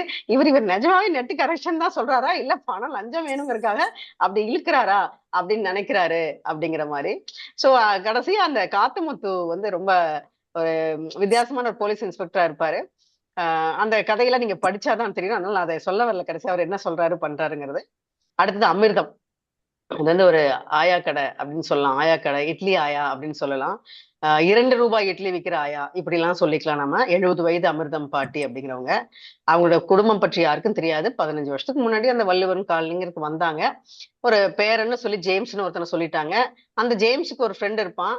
அவன் சொல்லுவான், என்னடா நீ வந்து கிறிஸ்டினு, அது என்ன பொட்டெல்லாம் வச்சுட்டு அமிர்தம் பேர் வச்சு நல்லா இந்துவா இருக்கு எப்படிடா அப்படின்னு கேட்பான். இவன் அதெல்லாம் போய் ஆயாட்ட கேட்டு வச்சிடாதரா, இந்த மாதிரி சின்ன வயசுல எங்க அப்பா அம்மா ஜெயிலுக்கு போயிட்டாங்க, என்னை வந்து ஆயா தத்தெடுத்து வளர்க்குதுங்கிற மாதிரி மட்டும் சொல்லியிருப்பான். அப்ப அதுலயே அந்த ஆயாவுடைய மேன்மை நமக்கு தெரியும். அதே மாதிரி ஒரு உடம்பு சரியில்லைனா கூட அந்த ஆயா வந்து கண்டிப்பா வந்து இட்லி அவிச்சு கொடுத்துட்டு தான் போகும் அந்த ஏரியாவுக்கு. என்ன இப்போ பசிச்ச மனுஷனுக்கு சோறு போடாம என்ன அப்படின்னு சொல்லிட்டு. அப்போ இந்த பையன் நல்லாதான் இருப்பான் ஜேம்ஸ். ஆனா அவனுடைய சுயநலத்தினால அவன் ஆயோட பணத்தை கையாடல் பண்றாங்கிற மாதிரி. அப்போ பலத்த மழை வந்து சென்னையில நடந்தது இல்லையா, அந்த வெள்ளம் இங்க பதிவு. இந்த கதைகள் எல்லாமே அவர் முன்னோரிலேயே சொல்லியிருப்பாரு. நிஜமாக பார்த்த மனிதர்கள் சம்பவங்களை எல்லாம் வச்சுதான் நான் அந்த கதைகள் எழுதுறேன். என்னுடைய கதைகளுக்கு நான் எப்பவுமே சிறுகதைக்குன்னு அதை மாதிரி வச்சிருக்கேன் என்னுடைய இதை அப்படின்னு சொல்லியிருப்பாரு. அப்படிதான் இதையும் பார்க்கலாம். மழை தொடர்ந்து பெய்யுது, அந்த வெள்ளமா இருக்கு. அப்போ இவங்க இருக்கக்கூடிய அந்த வள்ளுவர் காலில் இருக்கக்கூடிய மக்களை எல்லாம் வந்து பக்கத்துல இருக்கக்கூடிய அரசு பள்ளியில போய் தங்க வைக்கிறாங்க. அப்ப ஆயாமா அங்கேயும் சும்மா உட்காந்துருக்கல, என்ன அத்தனை பேர் பசி பசிங்கிறாங்கன்னு அங்கேயும் உட்காந்து இட்லி சுட ஆரம்பிச்சிடுறாங்க. அதை வந்து உடனே இளைஞர்கள் எங்க வர்றாங்க, அவங்க உடனே இன்ஸ்டால பரப்புறாங்க. எல்லாம் அந்த அந்த ஆயாமா கிட்ட வந்து வாங்கிட்டு போய் அப்படியே இளைஞர் பட்டாளம் எல்லாம் போய் எல்லா இடத்துக்கும் அந்த இட்லியை டிஸ்ட்ரிபியூட் பண்றாங்க நகரங்கள் எங்கும். இப்படி ஒரு ஃபேமஸ் ஆகுறாங்க. அந்த மாதிரி வரும்போது இந்த ஆயா வந்து தன்னுடைய பையன் வந்து பேரன் வந்து அந்த கையாடல் பண்ணிட்டாங்க, அவங்க என்ன டிசிஷன் எடுக்கிறாங்க அப்படின்னா, ரொம்ப ஒரு ரோஷக்காரியான ஒரு ஆயா. அவரு எப்படி ஒரு மக்களுக்காக, ஏன்னா நம்ம நிஜமாவே நிறைய ஆயாக்களை பார்த்திருக்கோம். இந்த மாதிரி 1 ரூபாய்க்கு இட்லி வைக்கிற கோயம்புத்தூர் ஆயா, இன்னொருத்தங்க 5 ரூபாய்க்கு அவங்களுக்கு கூட வீடு கட்டி கொடுத்தாங்க கோயம்புத்தூர், இவங்களுக்கு எல்லாம் பாக்குறோம். அவங்க என்ன நினைக்கிறாங்கன்னா, நம்ம என்ன நம்மளுடைய நேரத்தை தான் கொடுக்குறோம், இதுக்கு மேல வேண்டாம் அப்படின்னு சொல்லி ரொம்ப பணம் சேர்த்து வைக்க வேண்டிய தேவையில்லை, மக்களுக்கு வயிறார பசிக்கு போட்டா போதுமே அப்படின்னு சொல்லிட்டு அந்த விஷயத்துல அமிர்தம் வந்து நம்ம மனசு அப்படியே உருக வைக்கிறாருன்னு சொல்லலாம். அடுத்ததாக விலகல். இந்த விலகல் வந்து ஜென் இசட் அவங்களுடைய காதல் கதை அப்படின்னு சொல்லலாம். இதுவும் ஒரு ஐடி மக்களை பற்றி தான். அதாவது திருமணத்தில் நம்பிக்கை இல்லாத ஒரு நண்பன் அவனை காதலிக்கிறதா தான் அந்த பொண்ணு நினைக்கிறா. பட் இருந்தாலும் அவன் திருமணத்துக்கு ஒத்து வர மாட்டான். அவ்வளவு தெளிவான ஒரு பார்வை உள்ள ஒரு கதாநாயகி ஆருத்ரா. அப்போ அவனை விட்டுட்டு இன்னொருத்தன் தெளிவா இருப்பான், அவனுக்கு திருமணம் செஞ்சுக்கலாம்னு நினைக்கும் போது 2 வருஷத்துலயே அவனை பத்தி தெரிஞ்சதுனால அவனையும் விட்டுடுறான். அவ்வளவு தெளிவாக இருக்கிறா. உறவுலதான் திருமணம் செஞ்சுக்கிறான். அதுக்கப்புறம் பல நாட்கள் கழித்து அந்த அதே நண்பன், முதல்ல பார்த்த நண்பனை வந்து சந்திக்கும் போது அவன் திருமணத்து மேல நம்பிக்கை இல்லாதவன். ஆனா அவன் திருமணம் செஞ்ச ஒரு வித்தியாசமான ஒரு சூழல். அதை பார்க்கும்போது இவளுக்கு நிஜமாவே அவன் மேல ஒரு மதிப்பு வருது. இதுல என்னன்னா, அந்த திருமணத்துக்கு முன்னாடி வந்து அவன் வந்து கடைசியா ஒரு அணைப்பு கொடுக்க மாட்டாளான்னு நினைச்சிருப்பான். இவ அந்த ஹக்க கொடுத்துருக்க மாட்டான். ஆனா கடைசியா இவ்வளவு வருஷம் கழிச்சு இவங்க பாக்குறாங்க, இவங்க 2 பேருமே விலகிட்டாங்க நிறைய இடங்கள. அவனுக்கு இவளை பத்தி தெரிஞ்சாலும் கூட இவளுக்கு அவளை பத்தி தெரியல. பட் இருந்தாலும் ஒரு விலகல் இருக்கு அப்படின்னு புரிஞ்சுக்கிறான். ஆனா அன்னைக்கு கடைசியா போகும்போது அவனே எதிர்பார்க்காத மாதிரி அவனுக்கு ஒரு அணைப்பை கொடுத்துட்டு போவா. அந்த அணைப்பு, அந்த விலகல், அந்த 2 கான்ட்ரடிக்ஷன் ரொம்ப வித்தியாசமா இருந்தது. ஏன்னா தலைப்பு வந்து விலகல் அப்படிங்கிறது. சோ அப்படி ஒரு கதை அது. அடுத்ததா கண்ணாடி. இந்த கண்ணாடி ஆக்சுவலா 2வது கதை தொகுப்புல நான் கடைசியா சொல்லணும் அப்படிங்கறதுக்காக தான் இதை எடுத்துட்டு வந்தேன். ஏன்னா பொதுவாவே நூலின் பெயரில் உள்ள ஒரு சிறுகதை அப்படிங்கிறது ஒரு சிறப்பான கதையாக இருக்குங்கிறது எல்லாருக்கும் சந்தேகம் இல்லை. அடுத்தது அந்த எழுத்தாளருக்கு அது ஒரு பிடித்த கதையாக இருக்கும். இந்த கதையைத்தான் வந்து வைக்கணும். இல்ல கட்டுரை தொகுப்பா இருந்தாலும் அந்த ஏதோ ஒரு கட்டுரையினுடைய பெயர் எது உங்களுக்கு பிடிச்சதா இருக்கோ இல்ல சிறப்பானதா அதை வைப்பாங்க. அப்படிதான் இதுவும். இது எழுத்தாளருக்கு மட்டும் இல்ல, நாமளுமே இந்த புத்தக தொகுப்பை படிச்சோம்னா கண்டிப்பாக இந்த சிறுகதை தான் பெஸ்ட் சிறுகதை அப்படின்னு நம்ம சூஸ் பண்ணுவோம். இந்த கண்ணாட்டி அப்படிங்கிற ஒரு சொல்ல வந்து நான் முதல்ல இந்த புத்தகத்துலதான் கேள்விப்படுறேன். அதாவது ஈரோட்டுக்கு வந்து இவ்வளவு வருஷம் ஆனதுக்கு அப்புறம் நான் கண்ணுன்னு கேள்விப்பட்டிருக்கேன். பாரதி சொல்ற கண்ணம்மா அப்படிங்கிறது ரொம்ப பிடிச்ச ஒரு வார்த்தையா இருக்கும். அந்த மாதிரி கண்ணு அப்படிங்கிற மாதிரி ஒரு பிரியமா பாரதியோட கண்ணம்மா மாதிரி கூப்பிடுறதுதான் கண்ணாட்டி அப்படின்னு. இனிமேல் நாமளும் குழந்தைங்களை கண்ணாட்டின்னு கூப்பிடலாம் அப்படின்னு தோணுச்சு. ஒரு அழகான ஒரு சொல் அது, பிரயோகம். இந்த கதையை படிக்க ஆரம்பிச்ச அதாவது 3வது வரியில இருந்தே எனக்கு தெரிஞ்சு போயிடுச்சு. ஏன்னா இந்த கதையில வரக்கூடிய கதாநாயகியே நிஜ மனுஷி, நிழல் மனுஷியில நிஜ மனுஷி. அவரை நான் கண்டிப்பா நன்றாக அறிவேன் அப்படிங்கறதுனால அப்படியே நினைச்சு ரசித்தபடியே படிக்க தொடங்கினேன். அதாவது ஒரு பள்ளியினுடைய தலைமை ஆசிரியை அவங்க வந்து பள்ளிக்கு போயிட்டு இருக்காங்க. அந்த நேரத்துல அவங்களுக்கு டிரைவர் தான் ஓட்டிட்டு இருக்காரு. திடீர்னு வண்டி நிக்குது, குலுங்கி பார்த்தா ஒரு பாட்டி வந்து வண்டிக்கு முன்னாடி வந்து விழுந்துட்டாங்க. அப்ப அந்த பாட்டி விழுந்தோம் நம்ம ஷாக் ஆயிரும் இல்லையா? ஆனா அந்த பாட்டி வந்து என்னன்னா கண்ணாடி சரியில்லை, ஒரு பக்கமா நூல்ல கட்டி வச்சிருக்காங்க. அதனால மாதிரி இதாயிட்டுனா அவங்களே சாரி சொல்லிடுறாங்க, மன்னிச்சுக்க தாயிடுறாங்க. ஒரு கிராமம் வழியா அவங்க போயிட்டு இருக்காங்க அவங்களுடைய பள்ளிக்கு அந்த மாதிரி டயத்துல. அப்ப அந்த கண்ணாடி உடையது அவங்களுக்கு வந்து சரி செய்துக்கு ஆள் இல்லை அப்படின்னு அவங்க வர 2-3 நாள் ஆகும், தங்கச்சி பையனும் என்னமோ சொல்றாங்க. அதனால இவங்க வந்து நான் சரி செஞ்சுட்டு வந்து தர்றேன். ஏன்னா இந்த பள்ளி ஆசிரியர் இந்த வித்தியாசமானவங்க, இந்த தலைமை ஆசிரியர் எப்பவுமே மக்களுக்கு ஏதாவது ஒரு செய்யணும் அப்படின்னு நினைக்கக்கூடிய ஆளு. அதனால அதை வாங்கி அப்ப அந்த கண்ணாடியை அவங்களுக்கு சரி செய்ய துவங்கியதில் ஆரம்பித்து அவர்களுடைய அந்த ஒரு ஈர்ப்பு, நட்பு, பிணைப்பு அந்த மூதாட்டியினுடைய மரணம் வரை பயணிக்கிற அனுபவமாக மாறுது. இதுல பாட்டியினுடைய தனிமை அவங்களுக்கு தெரிய வருது. மகன்கள் இருக்கிறாங்க, வெளிநாட்டு இருக்கிறாங்க. பட் அவங்க விட்டு கொடுக்காம பேசுறாங்க. ரொம்ப அவங்களோட கணவர் இப்ப இல்லைங்கிறதுனால இப்போ தனியா இருக்காங்க அப்படிங்கிற மாதிரி. இருந்தாலும் வீட்டுக்குள்ளேயே எதுக்கு இருக்கணும், வெளில வந்து 4 பேரை பார்க்கலாம். இந்த பாட்டியினுடைய சொல்லலாம் ரொம்ப அழகா இருக்கும். இதுல ஆக்சுவலா இந்த 2-3 கதையில ஒரு நகைச்சுவை ரொம்ப நல்லா இருக்கும். அதுல இந்த கதையில நகைச்சுவை ரொம்ப நல்லா இருக்கும். 2 கேரக்டர், ஒண்ணு டீ கடைக்கார ஆறுமுகம்னு, இன்னொன்னு இவங்களோட டிரைவர் அன்வர். அவங்களோட பேச்சு எல்லாமே ரொம்ப நல்லா இருக்கும். பாட்டியும் அந்த டீ கடைக்காரும் பேசிக்கிறது ரொம்ப அழகா இருக்கும். இதுல ஒரு முக்கியமான ஒரு என்ன சொல்றோம், பரணி சில்க்ஸுங்க, அதோட மஞ்சப்பை, பரணி சில்க்ஸ்காரன் அந்த காலத்துல கொடுக்குற மஞ்சப்பை, அது வந்து ஒரு முக்கியமான ஒரு சிம்பிள் அப்படின்னு கூட சொல்லலாம் இந்த கதையில. அதன் டிரைவர் கூட நக்கலா சொல்லுவாரு, எனக்கு என்னமோ ஏதோ கடத்துற மாதிரியே இருக்கு, இது போதைப் பொருள் அந்த மாதிரி ஏதோ சங்கேத வார்த்தை மாதிரி வச்சிருக்கீங்களே அப்படின்லாம் சொல்ற மாதிரி இருக்கும். அதாவது என்னன்னா, இந்த பாட்டிக்கு வந்து கொஞ்சம் பேச்சுனக்கு இவங்க என்ன நினைப்பாங்கன்னா, ஒரு 5 நிமிஷம் நமக்கு சொல்லுவோம் குவாலிட்டி டைம், அந்த மாதிரி இவங்க என்ன பண்ணுவாங்கன்னா, அந்த ஸ்கூலோட பிரின்சிபலுங்கும் போது சரி டைம் கொஞ்சம் ஏத்த மாதிரி மிக்ஸ் பண்ணிட்டு என்ன சொல்லுவாங்க, சொல்லுவாங்கன்னா, நான் வந்து ஒரு 5 நிமிஷம் அவங்க பேசிட்டு போறேன் அப்படின்னு சொல்லுவாங்க. ஆனா சில டைம் பாட்டி இருக்க மாட்டாங்க. ஆனா என்ன சொல்லுவாங்கன்னா, இந்த பஞ்சப்பை இருக்குல்ல, பர்னிசஸ் பஞ்சப்பை, இந்த டீ கடையில தொங்க விட்டுருங்க. அப்படி தொங்க விட்டீங்கன்னா நீங்க இருக்கீங்கன்னு தெரிஞ்சுப்பேன். கார் ஸ்லோ பண்ணி உங்ககிட்ட பேசிட்டு போவேன். சோ இப்படி உங்களோட நட்பு வந்து தொடருது. கருவாட்டு குழம்பு பாட்டி வச்சுட்டு வந்து தராங்க. இப்படி எல்லாம் வரும். சோ இந்த மாதிரி நீங்க வந்து அந்த கதையை படிக்கணும். படிக்கும்போது அவ்வளவு அருமையா இருக்கும். ஆஹா, என்ன ஒரு இப்ப நாமளுமே இந்த மாதிரி ஒரு கடந்து போகிற மனிதர்கள் வந்து அன்னைக்கு மட்டும் இல்லாம அவங்களோட நம்ம தொடர்ந்து ஒரு இருந்தோம்னு சொன்னா, ஒரு மனிதர்களுக்கு நம்ம என்ன விதமான ஒரு கம்ஃபர்ட்னஸ கொடுக்கிறோம், இந்த உலகத்துல இன்னும் மனிதர்கள் இருக்கிறார்கள் அப்படின்னு நம்ம சொல்றோம் அப்படிங்கிறது வந்து நமக்கு தெரியும். இதுல வந்து அவங்க என்ன சொல்லுவாங்க அப்படின்னு சொன்னா, அவரு அதாவது அவர் பாட்டி வந்து அவ்வளவு அன்பை இவங்களுக்கு தர்றாங்க.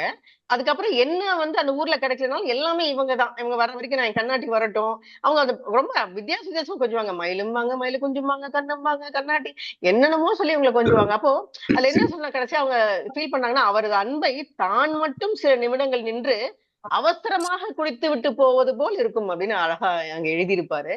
அந்த கேள்விப்பட்ட சம்பவத்தோட அவர் எவ்வளவு அழகா எழுதியிருக்காரு அப்படிங்கறது ரொம்ப முக்கியமான விஷயம். அதுக்கப்புறம் அவங்க அந்த கடைசி நிமிஷங்களை இன்னும் இதா பதிவு பண்ணியிருப்பாரு. மலர் உதிர்வது போல மெல்ல தன் மடியில் அவங்க அடங்குவதை வந்து கதாநாயகியால் உணர முடிஞ்சது அப்படின்னு சொல்லிட்டு, அதுக்கப்புறம் அவங்களுடைய மகன்கள் வெளிநாட்டுல இருந்து வர்றது, அவங்கள்ட்ட அவங்க பேசுறது, இதெல்லாம் வந்து ஒரு பக்குவம் வாய்ந்த மனுஷால மட்டும்தான் அப்படி வந்து கையாள முடியும். அந்த பாட்டிக்கும் அவங்களுக்குள்ள உறவு நீங்க வந்து கண்டிப்பா கதையை படிக்கணும். இந்த 7 சிறுகதைகளும் 7 விதமான கதைகள், 7 விதமான உறவுகள், அவங்கள உறவு நிலைகளை பத்தினது. இதுல இதுதான் எனக்கு தெரிஞ்சு ஒன்று நட்புக்குள்ள வந்தது. அந்த இது வந்து வித்தியாசமான ஒரு நட்பு. இந்த மாதிரி உறவுகளை பத்தி, இது மனிதர்கள், அதாவது நான் இவங்களை எல்லாம் என்ன நினைக்கிறேன்னா, 7 சிறுகதையில வரக்கூடிய எல்லாருமே மாண்புமிகு மனிதர்கள் அப்படின்னு நான் நினைக்கிறேன். அவ்வளவு அருமையான ஒரு மனிதர்களாக இருக்கிறாங்க. இந்த மாதிரி இவர்கள் நிறைந்த ஒரு சமுதாயமா இருந்தா நம்ம உலகம் ரொம்ப அருமையானதாக மாறும் அப்படின்னு தோணுச்சு. சோ இந்த 7 கதைகளும் என் மனசுல நின்று இருந்துச்சு. நான் ஒரு ரயில் டிராவல்ல அப்படியே ஃபுல்லா படிச்சுட்டே வந்தேன். இருந்தாலும் ஒவ்வொரு கதையும் படிச்சு முடிச்சதுக்கு அப்புறம் நிறுத்தி அதெல்லாம் ரசிச்சு திருப்பி ஒரு தடவை அதை படிச்சு உணர்ந்து அதுக்கப்புறம் தான் படிச்சு முடிச்சேன். இந்த 7 கதைகளும் இன்னும் பல வருஷம் என் மனசுல இருக்கும்னு தோணுது. முதல் முறையாக இந்த 7 கதைகள்ல ஒரு 2-3 கதை வந்து யார்ட்டையாவது உடனே சொல்லிடணும் கதை சொல்லியா மாறணுங்கிற அளவுக்கு எனக்கு தோணுச்சு. அப்படி ஒரு சிறந்த ஒரு படைப்பு வந்து இந்த கண்ணாட்டி அப்படிங்கிறது. கண்டிப்பாக நீங்க எல்லாருமே வாசித்து பார்க்கணும், அதை சுவைக்கணும் அப்படின்னு கேட்டுக்கிறேன். வாய்ப்புக்கு வாசலுக்கு மனமார்ந்த நன்றியை தெரிவித்துக் கொள்கிறேன். இப்படி ஒரு படைப்பை தந்ததற்காக நமது வாசலுடைய எழுத்தாளர் ஷான் சாருக்கு என்னுடைய மனமார்ந்த பாராட்டுகள் நன்றிகள் தெரிவித்துக்கிறேன். ஹோல்ட் பண்ணுங்க, யாரு அன்மியூட் பண்ணி விடுங்க, பேசுறது வந்து நன்றிங்க. நீங்க சொன்னது போல 7 கதையுமே ரொம்ப அழகா சுவாரஸ்யமா இருந்தது. அதே மாதிரி இந்த கண்ணாட்டிங்கிற அந்த வார்த்தை, நீங்க ஃபர்ஸ்ட் டைம் இந்த வார்த்தையை சொன்னப்பே எனக்கு ரொம்ப பிடிச்சிருந்துச்சு. நான் இதுவரையிலும் இந்த வார்த்தையை நான் கேள்விப்பட்டதில்லை. இந்த வார்த்தை ரொம்ப அழகா இருக்கு. அதே போல அந்த பாட்டி இறக்குறது வந்து ஒரு மலர் உதிர்வது போல அப்படின்னு ஒரு வரி சொன்னீங்க. உண்மையா அது வந்து நெகிழ்ச்சியா இருந்தது. அந்த வார்த்தை வந்து ஒரு நெகிழ்ச்சியான வார்த்தை. அதே சமயம் ரொம்ப ஒரு அழகா இருந்தது. அது நீங்க சொன்னது அழகா இருந்தது. நன்றிங்க. இந்நிகழ்வில் அடுத்து நான் ரத்னகுமார் அவர்களின் காடன் கண்டது நாவலின் சுவையை சுவைத்து நமக்கும் பகிர இருப்பவர் ராஜேந்திரா பள்ளியின் முதல்வர், சாதனை பெண்மணி மற்றும் எழுத்தாளருமான திருமதி ராதா மனோகரன் அவர்களை அன்புடன் அழைக்கிறேன். நன்றி. இந்த புத்தகம் பேசலாம் நிகழ்வில் இணைந்திருக்கக்கூடிய அனைவருக்கும் அன்பின் மாலை வணக்கங்கள்.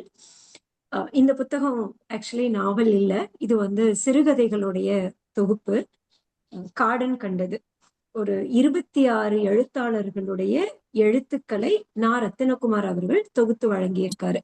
இந்த கதைகள் முழுக்க ஒடுங்கி போன சமூகத்தினராக இருக்கக்கூடிய குறவர்களின் வாழ்க்கையை பற்றி பேசக்கூடிய கதை.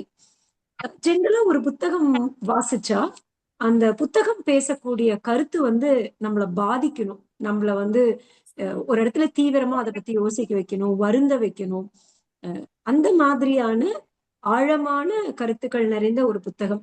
இதுக்கு முன்னாடி வந்து நான் சஞ்சாரம் புத்தகத்தை படிக்கிறதுக்கு முன்னாடி வரைக்கும் ஒரு கல்யாணத்துல போய் அந்த வாத்தியம் வாசிக்கிறவங்கள நம்ம ஒரு ஐயோ காதடிக்குது அந்த மாதிரிதான் பார்த்திருக்கோம். பட் சஞ்சாரம் புத்தகத்தை படிச்சதுக்கு அப்புறம் எந்த கல்யாணத்துக்கு போனாலும் அந்த வாசிக்கிறவங்க, நாதஸ்வரம் வாசிக்கிறவங்க கிட்ட போய் நீங்க நல்லா வாசிச்சீங்க அப்படின்னு சொல்லிட்டு வர தவறுதே கிடையாது. ஏன்னா அந்த புத்தகம் வந்து நமக்குள்ள அவ்வளவு ஒரு கம்பேஷன் கொண்டு வரும். இவங்களுடைய வாழ்க்கை, இவங்க எவ்வளவு தம் கட்டி இந்த விஷயத்த செய்யறாங்க, எதற்காக ஒரு குறைந்த வருமானத்துல இதை செய்யறாங்கங்கிறத ரொம்ப உணர்வு பூர்வமா உணர்த்தின ஒரு புத்தகம். அதுக்கு அடுத்ததாக முழுக்க முழுக்க ஒரு இனத்தின் மீதோ ஒரு இதில் மீதோ இருந்த பார்வையை மாற்றி அமைக்கக்கூடிய புத்தகமாக இந்த காடன் கண்டது இருந்துச்சு. ஏன்னா இப்போ நம்ம வந்து நரிக்குறவர்கள் அப்படின்னா பொதுவா நம்மளை பொறுத்த வரைக்கும் குறவர்லாம் குறவர்கள், அவங்க ஊர் ஊரா சுத்திட்டு இருப்பாங்க, பஸ் ஸ்டாண்ட்ல வந்து டான்ஸ் ஆடி காசு வாங்குவாங்க, பிச்சை எடுப்பாங்க, ஊர் திருவிழாக்கள் அந்த மாதிரி இடங்கள்ல வந்து கரகாட்டம் இந்த மாதிரியான ஆட்டங்கள் ஆடுவாங்க, அப்புறம் பச்சை குத்துவாங்க. இப்படி ஒரு மாதிரி ஒரு தாழ்த்தப்பட்ட இனமாக, சொல்ல போனா கொஞ்சம் அருவருக்கத்தக்க இனமாகத்தான் வந்து அவங்கள வந்து நம்ம பார்த்திருக்கோம். பட் இந்த புத்தகம் அதை கொஞ்சம் ஒரு மாற்று பார்வை கொடுக்கிற ஒரு புத்தகம். இதுல வந்து நரிக்குறவர்கள் ஒரு 90 வருடங்களாக அவர்களை பத்தி வந்த இதை வந்து தொகுத்து கொடுத்திருக்காரு. இதுல வந்து 20க்கும் மேற்பட்ட குறவர்கள், அதாவது நம்மளை பொறுத்தவரை குறவர்னா குறவர், பட் அப்படி இல்லை, மலை குறவர், வேட்டை குறவர், கூடை குறவர், பூனை குத்தி குறவர்னு ஒரு 20க்கும் மேற்பட்ட இனங்கள் இருக்காங்க. ஜென்ரலாக குறவர்கள் பத்தி பேசினாலே குற்றால குறவஞ்சி தான் நமக்கு ஞாபகம் வரும். அவங்க வந்து குறிஞ்சி நிலத்தில் வாழ்ந்தவர்கள், அந்த நிலத்தோட தலைவர்கள், அவர்களை கொண்டாடி பாடல்கள் எழுதப்பட்டிருக்கும். பட் இந்த புத்தகத்தை படிச்சா வரலாறு கொண்டாடக்கூடிய அல்லது இலக்கியம் கொண்டாடக்கூடிய குறவர்கள் வாழ்க்கை மாதிரி ஒரு நிஜமான குறவர்கள் வாழ்க்கை இல்லை அப்படிங்கிறது நமக்கு புரிய வரும். இதுல வந்து அந்த குறவர்கள் குரத்தி பாத்தீங்கன்னா நம்ம பார்த்திருக்கோம். ஏன்னா எனக்குலாம் கையில பச்சை குத்தி இருக்கேன். சின்ன வயசுல அம்மா வீட்டுல இருக்கும்போது அந்த குரத்தி தான் வந்து குத்துவாங்க. அவங்க நல்லா வாயில வெத்தலையை போட்டு நல்லா மென்னுட்டு அப்படி அந்த எச்சை தொட்டு தொட்டு தான் வந்து கையில குத்துவாங்க. அப்படிலாம் ரொம்ப டிஸ்கஸ்டிங்கா இருக்கும். ஆனா அதை தாண்டி அவங்க முகத்துல ஒரு கம்பீரமும் அழகும் இருக்கும்.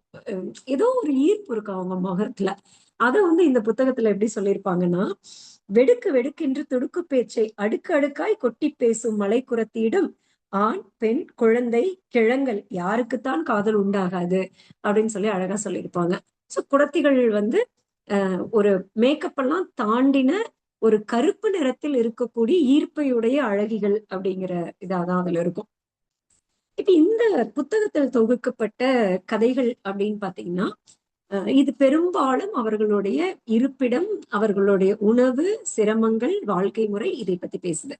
இப்ப ஒரு சேரி, பன்றி அப்படின்னாலே நமக்கு ஒரு அருவருப்பு. பன்றினா சாக்கடையில இருக்கும், அதை வளர்த்துறவங்களோ இல்ல அதோடு தொடர்புடையவர்கள் வந்து ஒரு அருவருக்கத்தக்க மனிதர்கள் அப்படிங்கிற ஒரு உணர்வு தான் நமக்கு இருக்கும். பட் இந்த நரிக்குறவர்கள் பன்றியை எவ்வளவு நேசிக்கிறாங்க அப்படிங்கிறது அந்த கதையை படிக்கும் போது தெரியும். ஒரு குழந்தைய வளர்த்துற மாதிரியே வளர்த்துவாங்க. அதுல ஒரு கதையில வரும், அந்த பன்னி ஒரு 28 குட்டிங்க வளருது அப்படின்னு சொல்லும் போது, கண்ணு போடாதீங்க தாயே, பிள்ளைங்க நல்லபடியா வளரட்டும் அப்படின்னு சொல்லிட்டு குழந்தைக்கு சாப்பாடு கொடுக்குற மாதிரியே கொடுப்பாங்க. அந்த பன்னியை பத்தி விவரிக்கிற விதமாகட்டும், அந்த பன்னிய வந்து அவங்க கவனிச்சுக்கிற விதமாகட்டும், ஒரு பன்னியை இவ்வளவு நேசிக்க முடியுமா அப்படிங்கிற ஒரு உணர்வு வரும். அதே மாதிரி இப்ப எப்படி நம்மளதுல வந்து ஒரு நல்ல மாப்பிள்ளை, ஒரு நல்ல இடத்துக்கு கொடுக்கணும், கோடீஸ்வரர் வீட்டுக்கு பொண்ணு கொடுக்கணும்னு சொல்ற மாதிரி அந்த அந்த கதையில வந்து ஒரு நரிக்குறவர் வந்து தன்னுடைய பொண்ணுக்கு மாப்பிள்ளை தேடும் போது 1000 பன்றிகள் வைத்து வளர்த்தக்கூடிய ராஜகுமாரனுக்கு கல்யாணம் பண்ணி கொடுக்கணும் அப்படின்னு சொல்லி நினைப்பாரு. அப்போ அதே மாதிரி வந்து ஒரு அம்மா, லைக் ஒரு லேடி வந்து ஒரு தவறான பாதைக்கு போயிருவாங்க.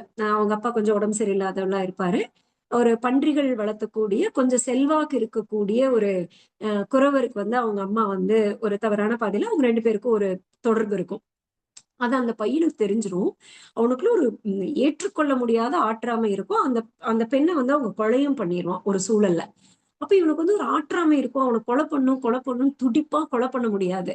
பட் அதை எப்படி பழி தீர்த்துக்குவான்னா, அந்த அந்த ஆள் வளர்த்துற பன்னிய போய் நைட்டோட நைட்டா கொன்னு அது ஒரு பெரிய விஷயமா மாறி ஊருக்குள்ள ஒரு பெரிய கலவரத்தையே உருவாக்கும்.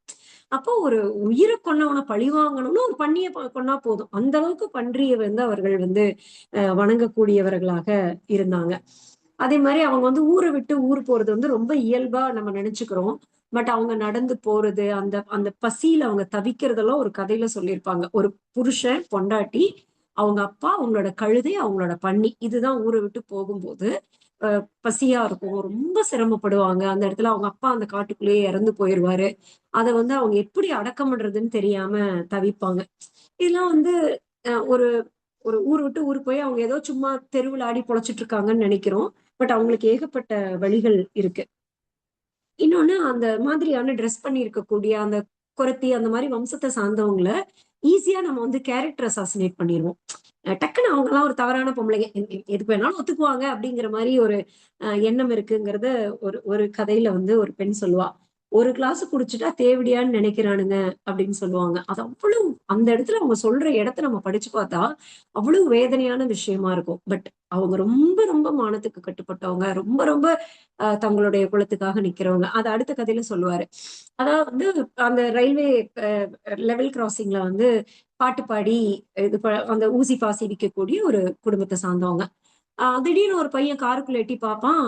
அந்த ஊசி பாசி விக்கிற பொண்ணு வந்து அந்த காருக்குள்ள இருக்கிறான்னு சொல்லி ஓடி போய் அவங்க அண்ணன்ட்ட சொல்லிடுவான். அதாவது அண்ணி அண்ணி வந்து கார்ல யார் கூடயோ போறா அப்படின்னு சொல்லிடுவான். உடனே அவன் அந்த இடத்தை விட்டு போகணும்னு தவிப்பான், அவளை கொலை பண்ணணும்னு தவிப்பான்.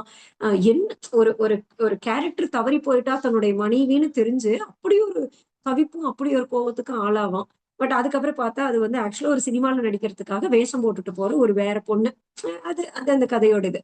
பட் அவங்க வந்து நம்ம நினைக்கிற மாதிரி வீதி வீதியா சுத்துறதுனால அவங்க தவறானவங்களா இருப்பாங்க அப்படிங்கிறது ஒரு பெரிய மாற்று பார்வையை கொடுத்த ஒரு கதை அது. அடுத்து வந்து கிருஷ்ண பருந்தன்னு சொல்லி ஒரு கதை. ரொம்ப ரொம்ப அழகாக நம்ம வாழ்ற வாழ்க்கை எவ்வளவு ஒரு இதானது, நம்மளாம் எவ்வளவு லக்ஸரி லைஃப் வாழ்றன்னு புரியும். ஏன்னா அவங்களுக்கு அடிப்படையான ஒரு இருப்பிடம் கிடையாது. ஒரு ஒரு பேசிக் நீட் என்ன? உணவு, உடை, இருப்பிடம். அதுல உணவுக்கும் அவங்க ரொம்ப சிரமப்படுறாங்க. இருப்பிடமே இல்லை அவங்களுக்கு. அப்படியே ஊர் ஊரா போய் டென்ட் போட்டு பொழைச்சிட்டு இருக்காங்க. இந்த மாதிரியான சூழல்ல அவங்க வந்து ஒரு ஒரு இடத்துல, ஒரு ஊருக்கு ஒதுக்குப்புறமான இடத்துல இருப்பாங்க. அந்த இடத்துல ஒரு குறவர் வந்து, நரிக்குறவர் வந்து இறந்து போயிடுவாரு. இறந்து போனதுக்கு அப்புறம் அந்த பொணத்தை எங்க புதைக்கிறதுனே தெரியாது. ஏன்னா ஊர் தாண்டி வர்றதுக்கு அனுமதிக்க மாட்டாங்க ஊர்க்காரங்க. ஏன்னா அவங்க வந்து தீண்டத்தகாதவர்கள், அவங்க அந்த வீதியில நடக்கிறதுக்கே தகுதி இல்லாதவர்கள். அவங்க வந்து இந்த ஊர் சுடுகாட்டுல அவங்கள புதைக்க முடியாது, புதைக்கிறதுக்கு ஒரு இடம் கிடையாது. இந்த சூழ்நிலை அந்த பணத்தை போட்டு போட்டு என்ன பண்றதுனே தெரியாம இருப்பாங்க. இந்த ஊர்க்காரெல்லாம் இடம் கொடுக்க மாட்டாங்க. ஆனா இவங்க என்னதான் பண்ணிருவாங்க பாக்கலாம் அப்படின்னு சொல்லி ஒரு ஒரு ஒரு குரூவல்ட்டி அதுல ஃபீல் ஆகும். ஒரு இறந்தவனை போய் மண்ணுல புதைக்கிறதுக்கு இடம் கொடுக்காத ஒரு மனுஷ ஜென்மங்களா நம்மலாம், அப்படிங்கிற ஒரு குரூவல்ட்டி அதுல ஃபீல் ஆகும். பார்க்க வரைக்கும் பார்த்துட்டு கடைசியா என்ன பண்ணுவாங்கன்னா, அவங்க குடியிருக்கக்கூடிய டென்ட்லயே குழிய பறிச்சு புதைப்பாங்க. அது நினைச்சு பாருங்க, எவ்வளவு ஒரு வேதனையான விஷயம். நம்ம வீட்டுல ஒரு இறந்த ஒரு மனுஷனை நம்ம வீட்லயே குழி பறிச்சு புதைச்சிட்டு இருக்கக்கூடிய ஒரு சூழல் அப்படிங்கிறது. அதுல அந்த கிருஷ்ண பருந்துவோட தொடர்புபடுத்தி பேசியிருப்பாங்க. அது அந்த கதையை படிச்சா ரொம்ப ஆழமாக பாதிக்கக்கூடிய ஒரு கதை. அப்புறம் அவங்க எவ்வளவு ஒரு மனிதாபிமானமும் ஒரு கம்பேஷனேட்டான இதுங்கிறது வந்து லாரி சிங்கின்னு ஒரு கதை இருக்கும். அந்த கதையில வந்து பஞ்சாயத்துல ஊர்ல நிறைய குரங்குகள் வந்துடும். அந்த குரங்கு பிடிக்கிறதுக்காக ஒரு இதை கூட்டிட்டு வருவாங்க. அதுல வந்து ஒரு குரங்குக்கு இவ்வளவு அப்படின்னு சொல்லி பணம் கிடைக்கும். அதனால போய் போய் எல்லா பணத்தை புடிச்சிட்டு வந்து வைப்பாங்க கூண்டுக்குள்ள. அப்ப அந்த கூண்டுக்குள்ள இருக்க குரங்குகளுக்கு வந்து ஒரு அப்பதான் குழந்தை இருக்கும் அந்த பொண்ணுக்கு. லாரி சிங்கி அவ பேரு. அவளை காவலா வச்சுட்டு போவாங்க. அப்ப அந்த பிடிக்க அந்த குட்டி குரங்கு வந்து கூண்டுக்குள்ள இருக்கும், அம்மா குரங்கு வெளியில இருக்கும். அந்த அம்மா குரங்கும் குட்டி குரங்கும் அந்த தவிக்கிற தவிப்பை பார்த்து இவ வந்து நம்ம பிரச்சனை வந்தாலும் பரவாயில்லன்னு சொல்லி நீ கூட்டுருவா. அந்த இடத்துல அந்த தாய்மை, தன்னுடைய குழந்தை, தனக்கும் அந்த குழந்தைக்குமான உணர்வு, அந்த குரங்கும் அந்த குரங்கு குட்டிக்குமான உணர்வோடு கனெக்ட் பண்ணி ரொம்ப அழகா எழுதியிருப்பாரு. அப்புறம் இவங்க வாழ்க்கை வந்து ஒரு நிலையில்லாத வாழ்க்கை, இவங்களுடைய தொழில் எதுவும் ஒரு நிலையில்லாத தொழில் அப்படிங்கிறது வந்து ஒரு கொம்பூதின்னு ஒரு கதை இருக்கும். அந்த கதையில வந்து ஊர்ல நம்ம ஏதோ ஒரு விசேஷம், ஐ மீன் ஒரு நல்லதோ கெட்டதோ ஒரு நிகழ்வுக்கு அவங்கதான் வந்து கொம்பூதுவாங்க. அந்த கொம்பூதுற இடத்துல வந்து திடீர்னு ட்ரம்ஸ் உள்ள வந்துரும். அந்த கலாச்சாரம் உள்ள வந்தனையும் இவங்க சூழல் என்னவாகும் அப்படிங்கிறதையும் அந்த கதையில வந்து ரொம்ப அழகா சொல்லியிருப்பாங்க. குறவர்கள் வந்து இந்த குறி அப்படின்னு ஒரு கதை இருக்கும். நம்மள இதுல இன்னும் இருக்கு. அந்த ஏதாவது ஒரு குழந்தைங்க காணாம போயிட்டா, ஐ மீன் ஒரு மனிதர்கள் காணாம போயிட்டாலோ இல்ல ஒரு வண்டி வாகனம் காணாம போயிட்டா அந்த மை போட்டு குறி பாக்குறது அப்படின்னு சொல்லி ஒரு பழக்கம் இருக்கும். அது வந்து இவங்கதான், அந்த குறவர்கள் தான் அந்த குறி பாக்குறவங்க. இப்ப கூட சமீபமா எனக்கு ஒரு எக்ஸ்பீரியன்ஸ் இருக்கு. ஒரு பொண்ணு காணாம போனப்ப எல்லாரும் போலீஸ் ஸ்டேஷனு வாட்ஸ்அப் அப்படி தேடும்போது ஒரு குரூப் போய் இந்த மாதிரி குறி பார்த்துட்டு இருந்தா அந்த பொண்ணு இந்த திசையில போயிட்டு இருக்கா, பஸ்ல போயிட்டு இருக்கா, நாளைக்கு வந்துருவா, இந்த மாதிரி ஒரு பெரும் நம்பிக்கையோடு இன்னைக்கும் ஒரு சாரர் இருக்கதான் செய்யறாங்க. அப்ப இந்த மாதிரி கல்குறி பாக்குற அந்த குறவர் கூட்டத்துல ஒருத்தரோட குடும்பத்துல வந்து பண்ணி காணாம போயிடும். அவங்களுக்கு பண்ணிதான் அவங்களுடைய தெய்வமாவே கருதுறாங்க. அப்ப அந்த பண்ணி காணாம போயிடும். அதனால அதை வந்து குறி போட்டு கண்டுபிடிக்கலாம்னு சொல்லி கல்குறியை வச்சு அதுக்கு ஒரு மெத்தட் இருக்கு. அந்த கல்குறியை வச்சு கண்டுபிடிக்கும் போது பண்ணி வந்து கிழக்கு திசையில போயிட்டு இருக்கு அப்படிங்கிறது தெரிஞ்சிடும். ஆனா அதோட அவங்க கூட்டத்துல இருக்கக்கூடிய அவங்க குடும்பத்துல இருக்கக்கூடிய ஒரு பொண்ணு வந்து வழி தவறி ஒரு இதுல போயிருவா அப்படின்னு சொல்லி அவருக்கு அந்த குறியில தெரிஞ்சிடும். அப்ப அத சொல்லும் போது அவங்க அம்மா சொல்லுவா, ஐயோ என்ன நம்ம குழந்தை இப்படி சொல்றீங்க, அது உங்களுக்கும் புள்ளதானே, அது நம்ம புள்ளதானே அப்படின்னு சொல்லி. அப்ப அந்த குறவர் ஒரு வார்த்தை சொல்லுவாரு, குறி சொல்லணும்னு முடிவு பண்ணிட்டா அதுல அந்த அந்த குறி சொல்ற இடத்துல வந்து என்னுடைய குழந்தை இன்னொருத்தர்லாம் எனக்கு வேற இல்ல, குறிக்கு முன்னாடி எல்லாரும் ஒண்ணுதான் அப்படின்னு. அப்போ ஒரு எவ்வளவு தூரம் அவங்க பார்க்கக்கூடிய வேலைக்கு ஒரு நேர்மையானவங்களா இருக்காங்க அப்படிங்கறது அந்த கதை மூலியமா நம்ம தெரிஞ்சுக்கலாம். அப்புறம் இதுல வந்து மச்சங்கள் பத்தி பேசியிருப்பாங்க. பொதுவா நம்ம சொல்லுவோம்ல, மச்சம் இருக்கக்கூடிய ஜென்ரலா கொஞ்சம் கல்லோக்கியெல்லாம் கொஞ்சம் ஆக்குவோட சொன்னா இவனுக்கு எல்லாம் எங்கதான் மச்சம் இருக்குன்னு தெரியல அப்படின்லாம் சொல்லுவோம்ல. அந்த மச்சத்தை ரொம்ப அழகா சொல்லியிருப்பாங்க. ஃபார் எக்ஸாம்பிள், பெண்களோட நெற்றியில் மச்சம் இருந்தா அவள் ரொம்ப அறிவாளியா இருப்பா, நுனிமூக்குல மச்சம் இருந்தா அவ வந்து ரொம்ப அதிர்ஷ்டசாலியா இருப்பா, அதுவே வந்து மருவா இருந்துச்சுன்னா துரதிர்ஷ்டமா இருப்பா, மேலுதட்டின் வலது ஓரத்தில் மச்சம் இருந்தா யாரையும் எதையும் கவர்ந்திடக்கூடிய ஈர்ப்பு இருக்கும், அதே வந்து இடது ஓரத்துல இருந்தா ஒன்றுக்கு மேற்பட்ட ஆண்களோடு படுக்கையை பகிர்ந்துப்பா. இந்த மாதிரி மச்சத்தை பத்தி அவ்வளவு அழகாக அந்த அந்த மச்சம், அதன் மீது இருக்கக்கூடிய நம்பிக்கை, அதை பத்தியும் ரொம்ப அழகா விவரிச்சு சொல்லியிருப்பாங்க. இது எல்லாத்துக்கும் மேல ரொம்ப மனச பாதிக்கக்கூடிய ஒரு விஷயம் இதுல நிறைய இருக்கு. இதுல முழுக்க முழுக்க ஒரு அந்த அந்த ஒரு ஒடுக்கப்பட்ட குடி அவர்களுடைய இயல்பான வாழ்வாதாரங்களுக்கு அவங்க எவ்வளவு போராட வேண்டி இருக்கு அப்படிங்கறத பேசுறது கதை. இதுல வந்து குற்றப்பரம்பரை அப்படின்னு ஒரு கதை இருக்கும். இவங்களை வந்து ஒரு சில சட்டதிட்டங்களுக்கு உட்பட்டு குற்றப்பரம்பரை அப்படிங்கிற ஒரு இனத்துக்குள்ள கொண்டு போயிருவாங்க. அதுக்கு என்னன்னாலும் குற்றம் வந்து அவங்க மீது சாற்றப்பட்டிருக்குன்னு பார்த்தா ரொம்ப இதா இருக்கும். ஒரு அணில் வேட்டைக்காக ஒருத்தன் வந்து ஒரு நரிக்குறவன் வந்து அணில் வேட்டைக்காக காட்டுக்குள்ள போயிருப்பான். அப்படி அணில் வேட்டை ஆடும் பொழுது ஒரு பணம் கொடுக்கறத பார்த்திருப்பான். அந்த பணம் கொடுக்குது அப்படின்னு சொல்லி வந்து போலீஸ் ஸ்டேஷன்ல சொன்னோன்னையும் அந்த கேஸ ஃபைல் பண்ணதுக்கு அப்புறமா அந்த கொலையாளியை கண்டுபிடிக்க முடியாதனால பார்த்துட்டு வந்து சொன்ன இவனையே கொலையாளியா ஆக்கிடுவாங்க. ஒரு அந்த குறவர் கூட்டத்தை சேர்ந்த ஒரு சின்ன பையன் வந்து விளையாடிட்டு இருப்பான். அந்த ஸ்டேஷன் மாஸ்டர், அந்த ரயில்வே ஸ்டேஷன் மாஸ்டரோட பூனை வந்து விளையாடிட்டு இருப்பான். அது அவனுக்கு அவங்க பூனைன்னே தெரியாது. புடிச்சிட்டு வந்துருவான். அதுக்காக குற்றம் சாட்டி அது வந்து எவ்வளவு வெஞ்சன்ஸ் எடுத்துட்டு அதை பழி வாங்குறாங்க அப்படிங்கிறது அதுல இருக்கும். இன்னொன்னு வந்து ஒரு பரம்பரையா குற்ற பரம்பரையா பழி சுமத்தப்பட்டிருக்கும். அது காரணம் என்னன்னா, அதனுடைய மூதாதையர் வந்து ஒரு ஒரு மேன் மக்கள் அப்படின்னு சொல்லக்கூடிய சோகால்டு பண்பட்ட மக்கள்னு சொல்லக்கூடிய பெரிய மனுஷங்க இருக்கக்கூடிய இடத்துல குடிச்சிட்டு வந்து ஏதோ தகாத வார்த்தை பேசிடுவாங்க. சோ அதனால அந்த பரம்பரையே அதுக்கப்புறம் குற்றத்துக்கு ஆட்பட்டது. அதுல கோழி குஞ்சு திருடுறதுக்காக ஒரு குற்றம் சொல்லியிருப்பாங்க. இது அதுல நிறைய குற்றங்கள் எடுக்கப்பட்டிருக்கும். இதெல்லாம் படிச்சாதான் புரியும் எவ்வளவு வேதனைக்குரிய விஷயம்ட்டு. அதுல வந்து அந்த இறந்து போறதை புதைக்க விடாம இருக்கிறதுக்கு ஒரு ஒரு வசனம் சொல்லுவாரு. அதாவது ஒரு கல்யாணங்கிறதெல்லாம் வந்து முன்னே எடுக்கப்பட்ட முடிவு. அதை நாங்க இந்த கோயில்ல போய் இந்த மாதிரி எல்லாம் திருமணமா நடத்திக்குவோம்.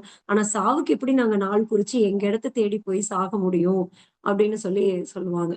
சோ மொத்தத்துல இந்த புத்தகம் வந்து ஒரு ஒரு ஒரு கஷ்டப்படுற ஒரு ஒரு பரம்பரை, ஒரு ஒடுக்கப்பட்ட ஒரு சமுதாயம், இன்னமும் அவங்க வந்து ஒரு அடிப்படை உரிமைக்கு எவ்வளவு போராடுறாங்க அப்படிங்கறதெல்லாம் தெரிஞ்சுக்கணும்னா கட்டாயமாக இந்த புத்தகத்தை வாசிக்கணும். நல்ல வாசிப்பு அனுபவத்தை தந்த ஒரு புத்தகம். இந்த வாய்ப்பை எனக்கு கொடுத்த ஈரோடு வாசலுக்கு என்னுடைய மனமார்ந்த நன்றிகள்.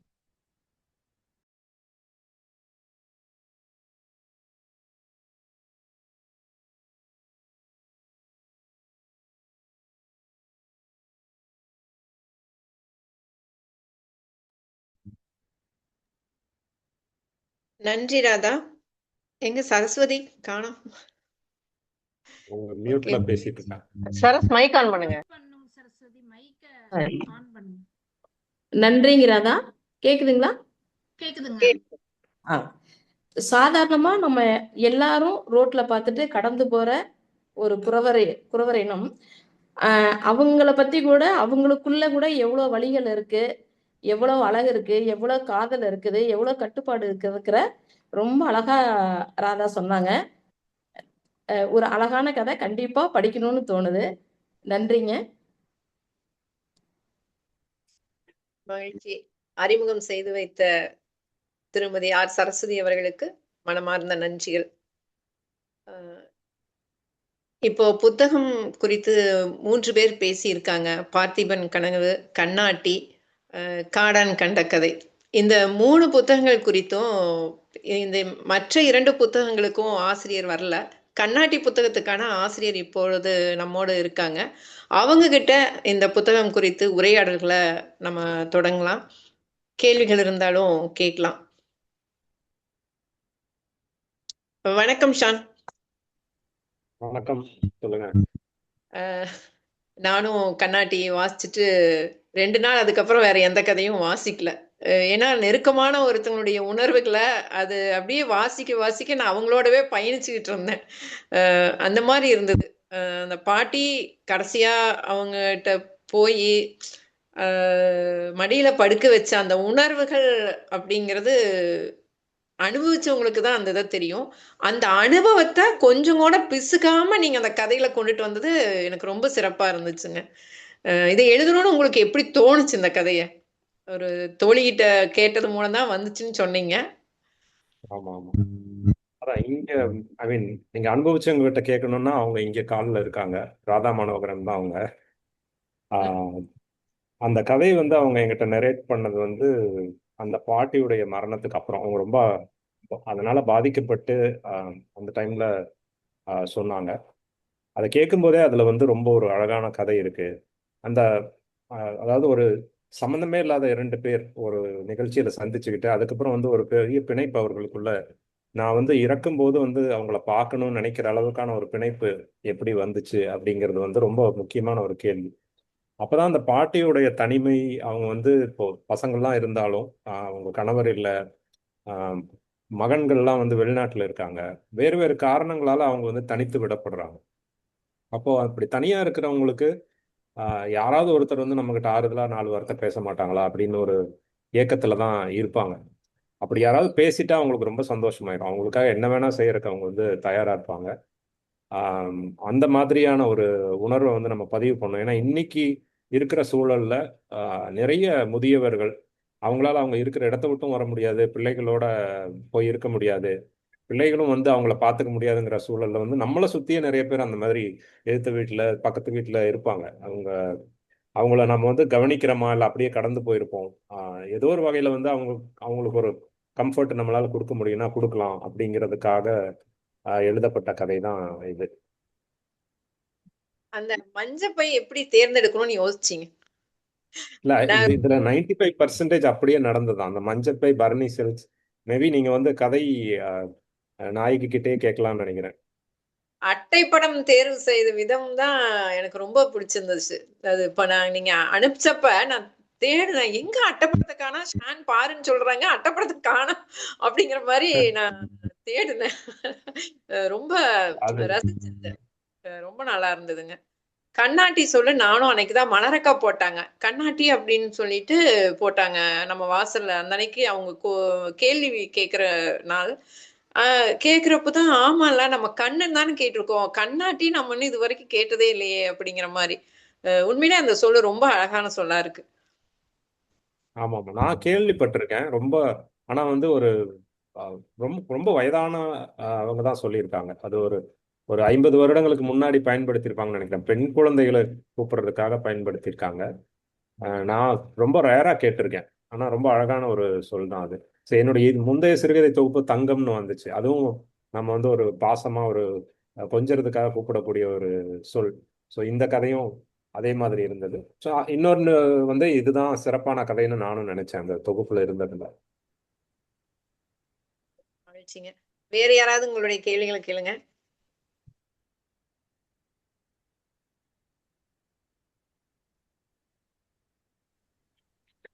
அண்ணா வணக்கம். வணக்கம் மூர்த்தி. அண்ணா அந்த டிசைன் பத்தி சொல்லுங்கண்ணா. அது யாரோட ஐடியா? நல்லா இருந்துச்சு ரொம்பவுமே. எப்படி அது தோணுச்சு? வந்து ஒரு ஆமா, அது டிசைனர் ஒருத்தங்க இங்க சென்னையில யாவரும் பண்றவங்க தான். அவங்க ஒரு லேடி டிசைனர். அவங்களோட அதாவது இந்த ஐடியா நான் கொடுக்கல, அவங்க இதை போட்டு அனுப்பிச்சிருந்தாங்க. அட்டை ஒரே ஒரு வெர்ஷன் தான் வந்துச்சு. நான் வந்து ஒரே ஒரு விஷயம் தான் சொன்னேன். அந்த மஞ்சப்பை வந்து ரொம்ப புதுசா இருந்தது, அவங்க போட்டிருந்த பளிச்சுன்னு இருந்துச்சு. சரி, இதை கொஞ்சம் அழுக்காக்குங்க அப்படிங்கிறது மட்டும்தான் நான் வந்து ஒரு கரெக்ஷன் சொன்னேன்.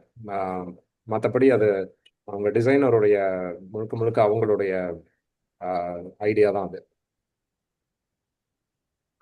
ஓகேண்ணா, ரொம்ப நல்லா இருந்துச்சு. தேங்க்யூ மூர்த்தி. அழுக்காகுங்கன்னு சொல்றது நிஜமா அப்ப எடுத்து பார்த்தேன். ஆமா, அப்படிதான் இருக்கு. ஆமாமா, ஓகே. மஞ்சப்பை வந்து மஞ்சளாவே இருக்காது இல்லையா அந்த மாதிரி. ஆமா ஆமா, கண்டிப்பா.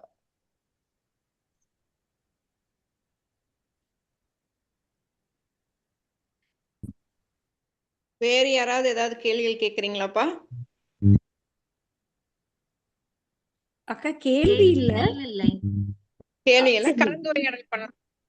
இல்ல நான் கேள்வி இல்ல, ஆனா இந்த இடத்துல இந்த கதையை பத்தி பேச்சு வந்துட்டதுனால இந்த தளத்தை வந்து நான் பயன்படுத்தி நான் வந்து ஷானுக்கு வந்து தேங்க்ஸ் பண்ணணும்னு நினைக்கிறேன். ஏன்னா எத்தனையோ மனிதர்களை பார்க்குறோம், எத்தனையோ மனிதர்களை வந்து நம்மளும் கடந்து வரோம். அப்படியான எதேச்சியா நான் நான் வந்து அந்த பாட்டி என் லைஃப்ல இவ்வளோ பெரிய இதை கொடுப்பாங்கன்னு நினைக்காத ஒரு காலகட்டம். இந்த மாதிரி பல பேர் கூட பழகி இருப்போம்.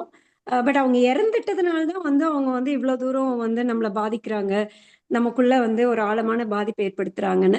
அவங்க பாட்டி இறந்த அன்னைக்கு அடுத்த நாள் காலையில ஒரு சூழல்ல ஷான் எனக்கு கால் பண்ணும்போது நான் டோட்டலி என்னால அது தாங்கிக்கவே முடியாத ஒரு சூழல்ல இருக்கேன்.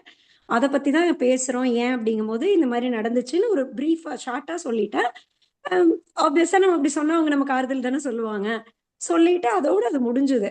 திரும்பியும் ஒரு நாள் வந்து அதை வந்து ரொம்ப விளக்கமா கேட்டு அந்த பாட்டி எப்படி இருப்பாங்க, என்ன நடந்துச்சு, ஏது நடந்துச்சு அப்படின்லாம் கேட்டுட்டு சொன்ன எனக்கு அது சிறுகதையாக்கணும்னு தோணல.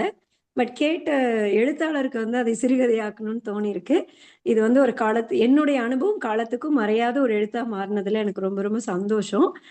தேங்க்யூ ஷான். கண்டிப்பா அததான் அவர் அவ்வளவு அழகா உங்களுடைய மன உணர்வுகளை அவர் அவ்வளவு அழகா அதை பதிவு பண்ணியிருக்காரு.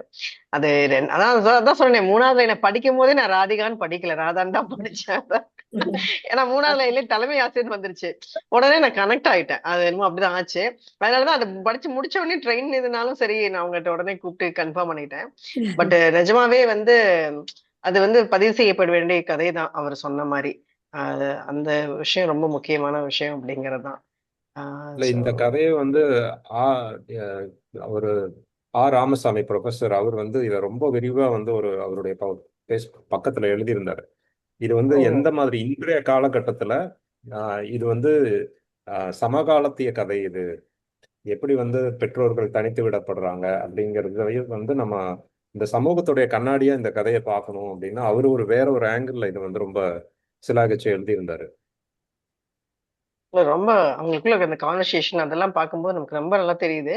ஸோ இவரு இவ்வளவு வேகமான ஒரு வாழ்க்கை முறையில் இருக்கிறவங்க எப்படி நின்று அவங்களுக்கு இந்த குவாலிட்டி டைம் கொடுக்குறாங்க அப்படிங்கிறதும், அதுதான் கடைசி நேரத்துல கூட அவங்க நினைக்கிறாங்க அப்படிங்கிறதெல்லாம் எனக்கு ரொம்ப இதாச்சு.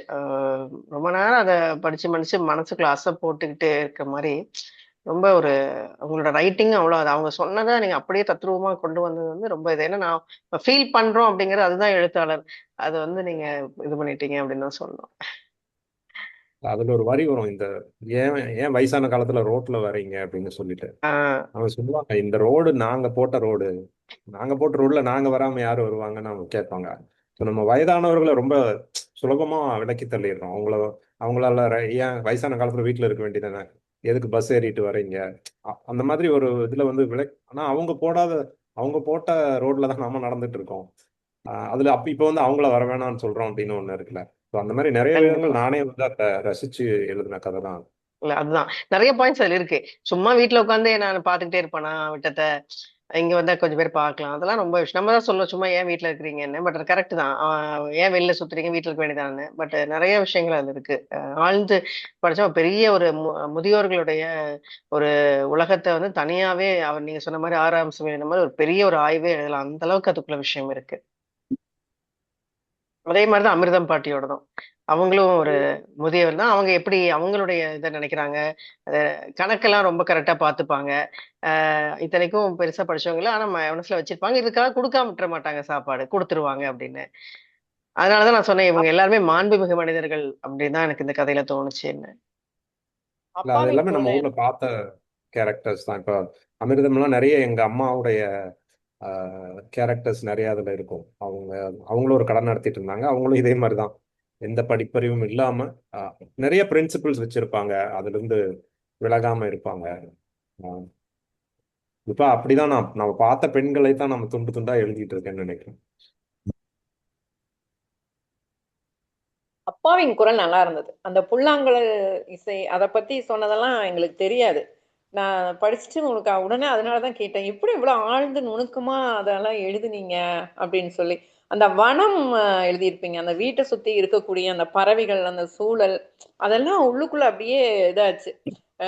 நம்ம அதாவது குழந்தைங்க மேல நம்ம திணிக்கிறோம், நீ இந்த மாதிரிதான் வரணும் வரணும் அப்படின்னு.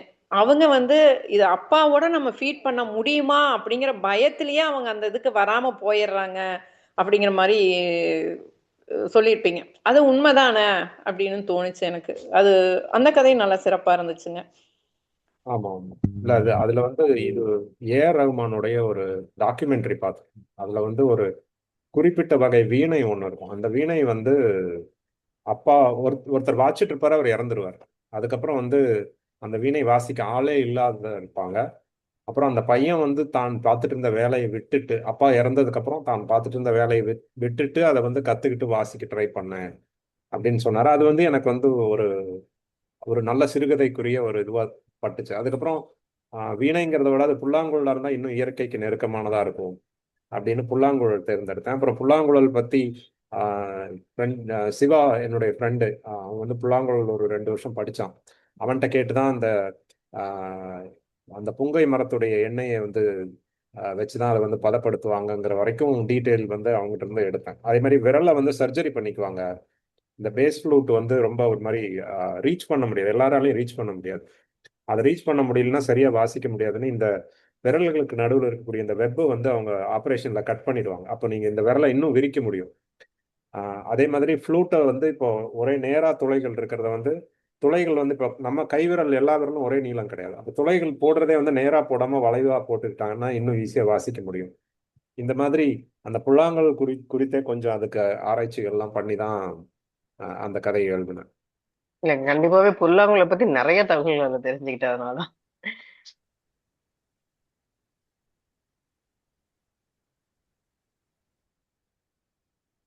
சரி, வேறு எதுவும் கேள்விகள் இல்லைன்னா ரொம்ப நன்றி அன்புமணி அவர்களுக்கு. ஏன்னா அவங்க வந்து ஒவ்வொரு கதையும் தனித்தனியா பிரிச்சு பிரிச்சு பேசிட்டாங்க.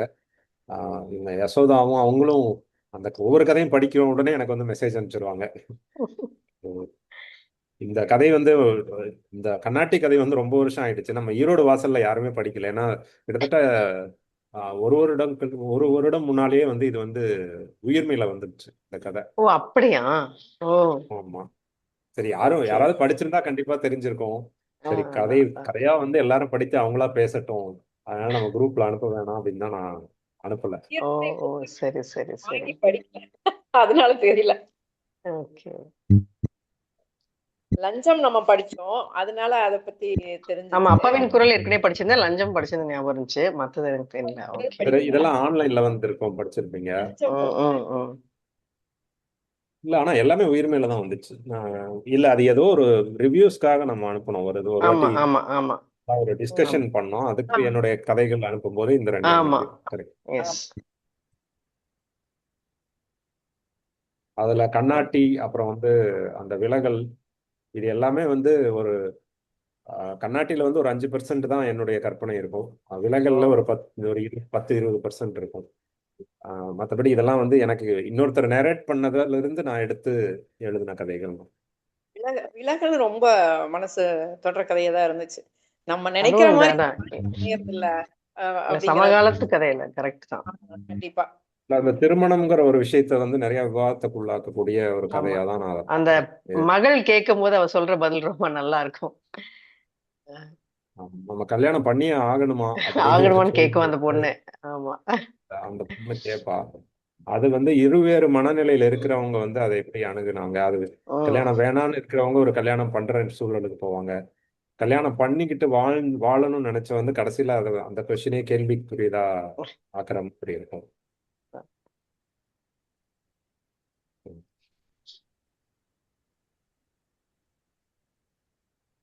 வேற யாருக்கும் எதுவும் இல்லைன்னா நம்ம முடிச்சிடலாமாப்பா?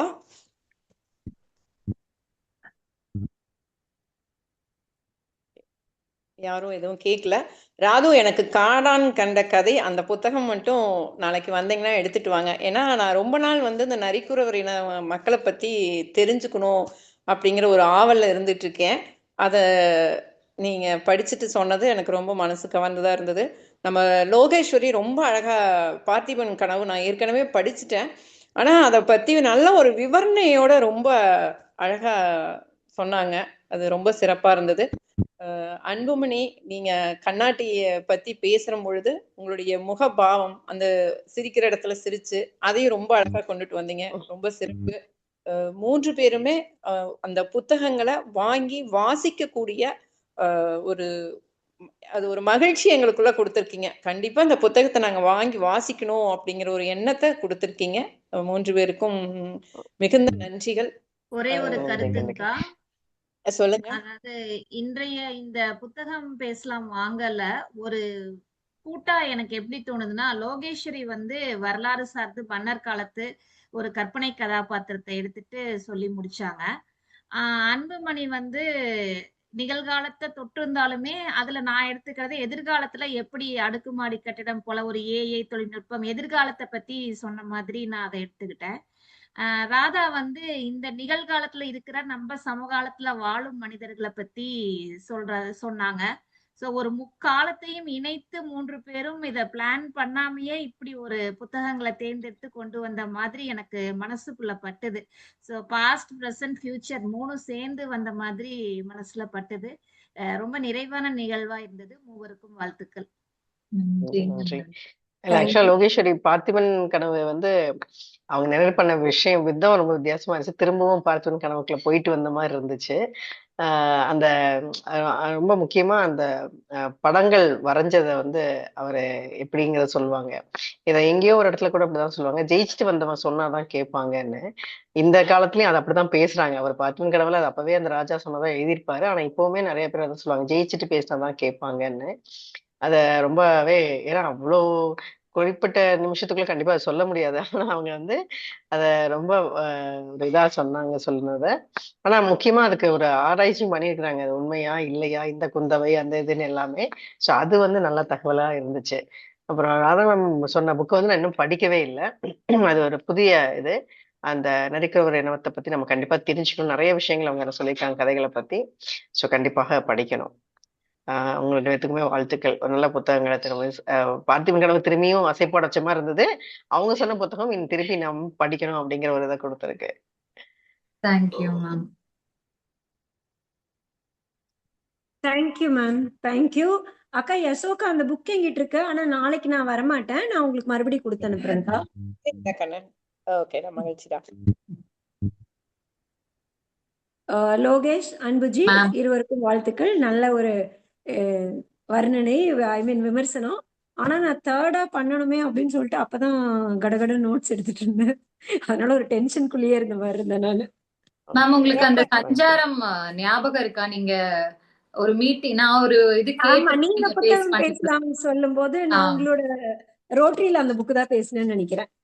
ஜேசிஐல ஒரு ப்ரோக்ராம்காக நான் உங்களை புத்தகம் அந்த புத்தகம் தான் சொன்னீங்க. எனக்கு நல்லா கனெக்ட் ஆச்சு நீங்க சொல்லும் போது.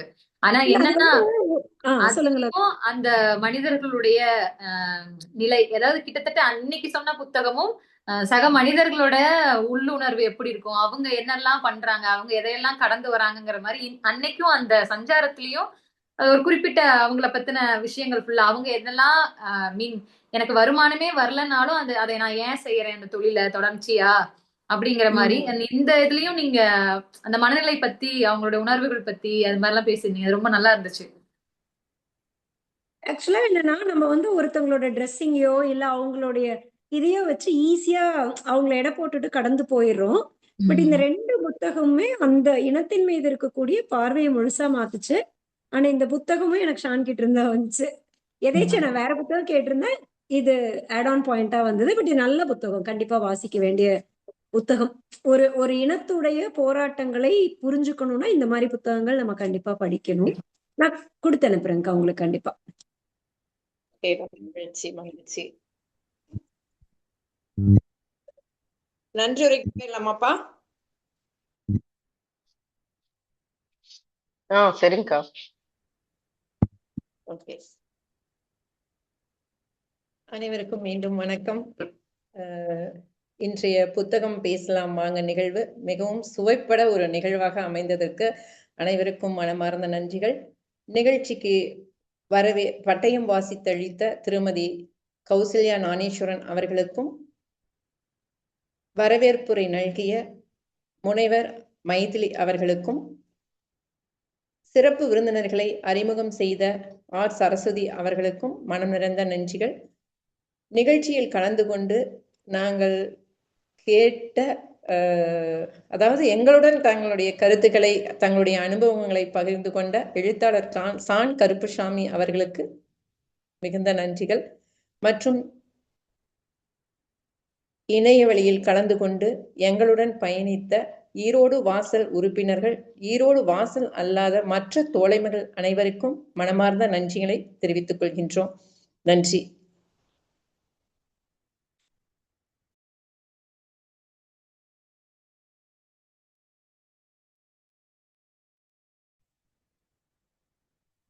அனைவருக்கும் நன்றி.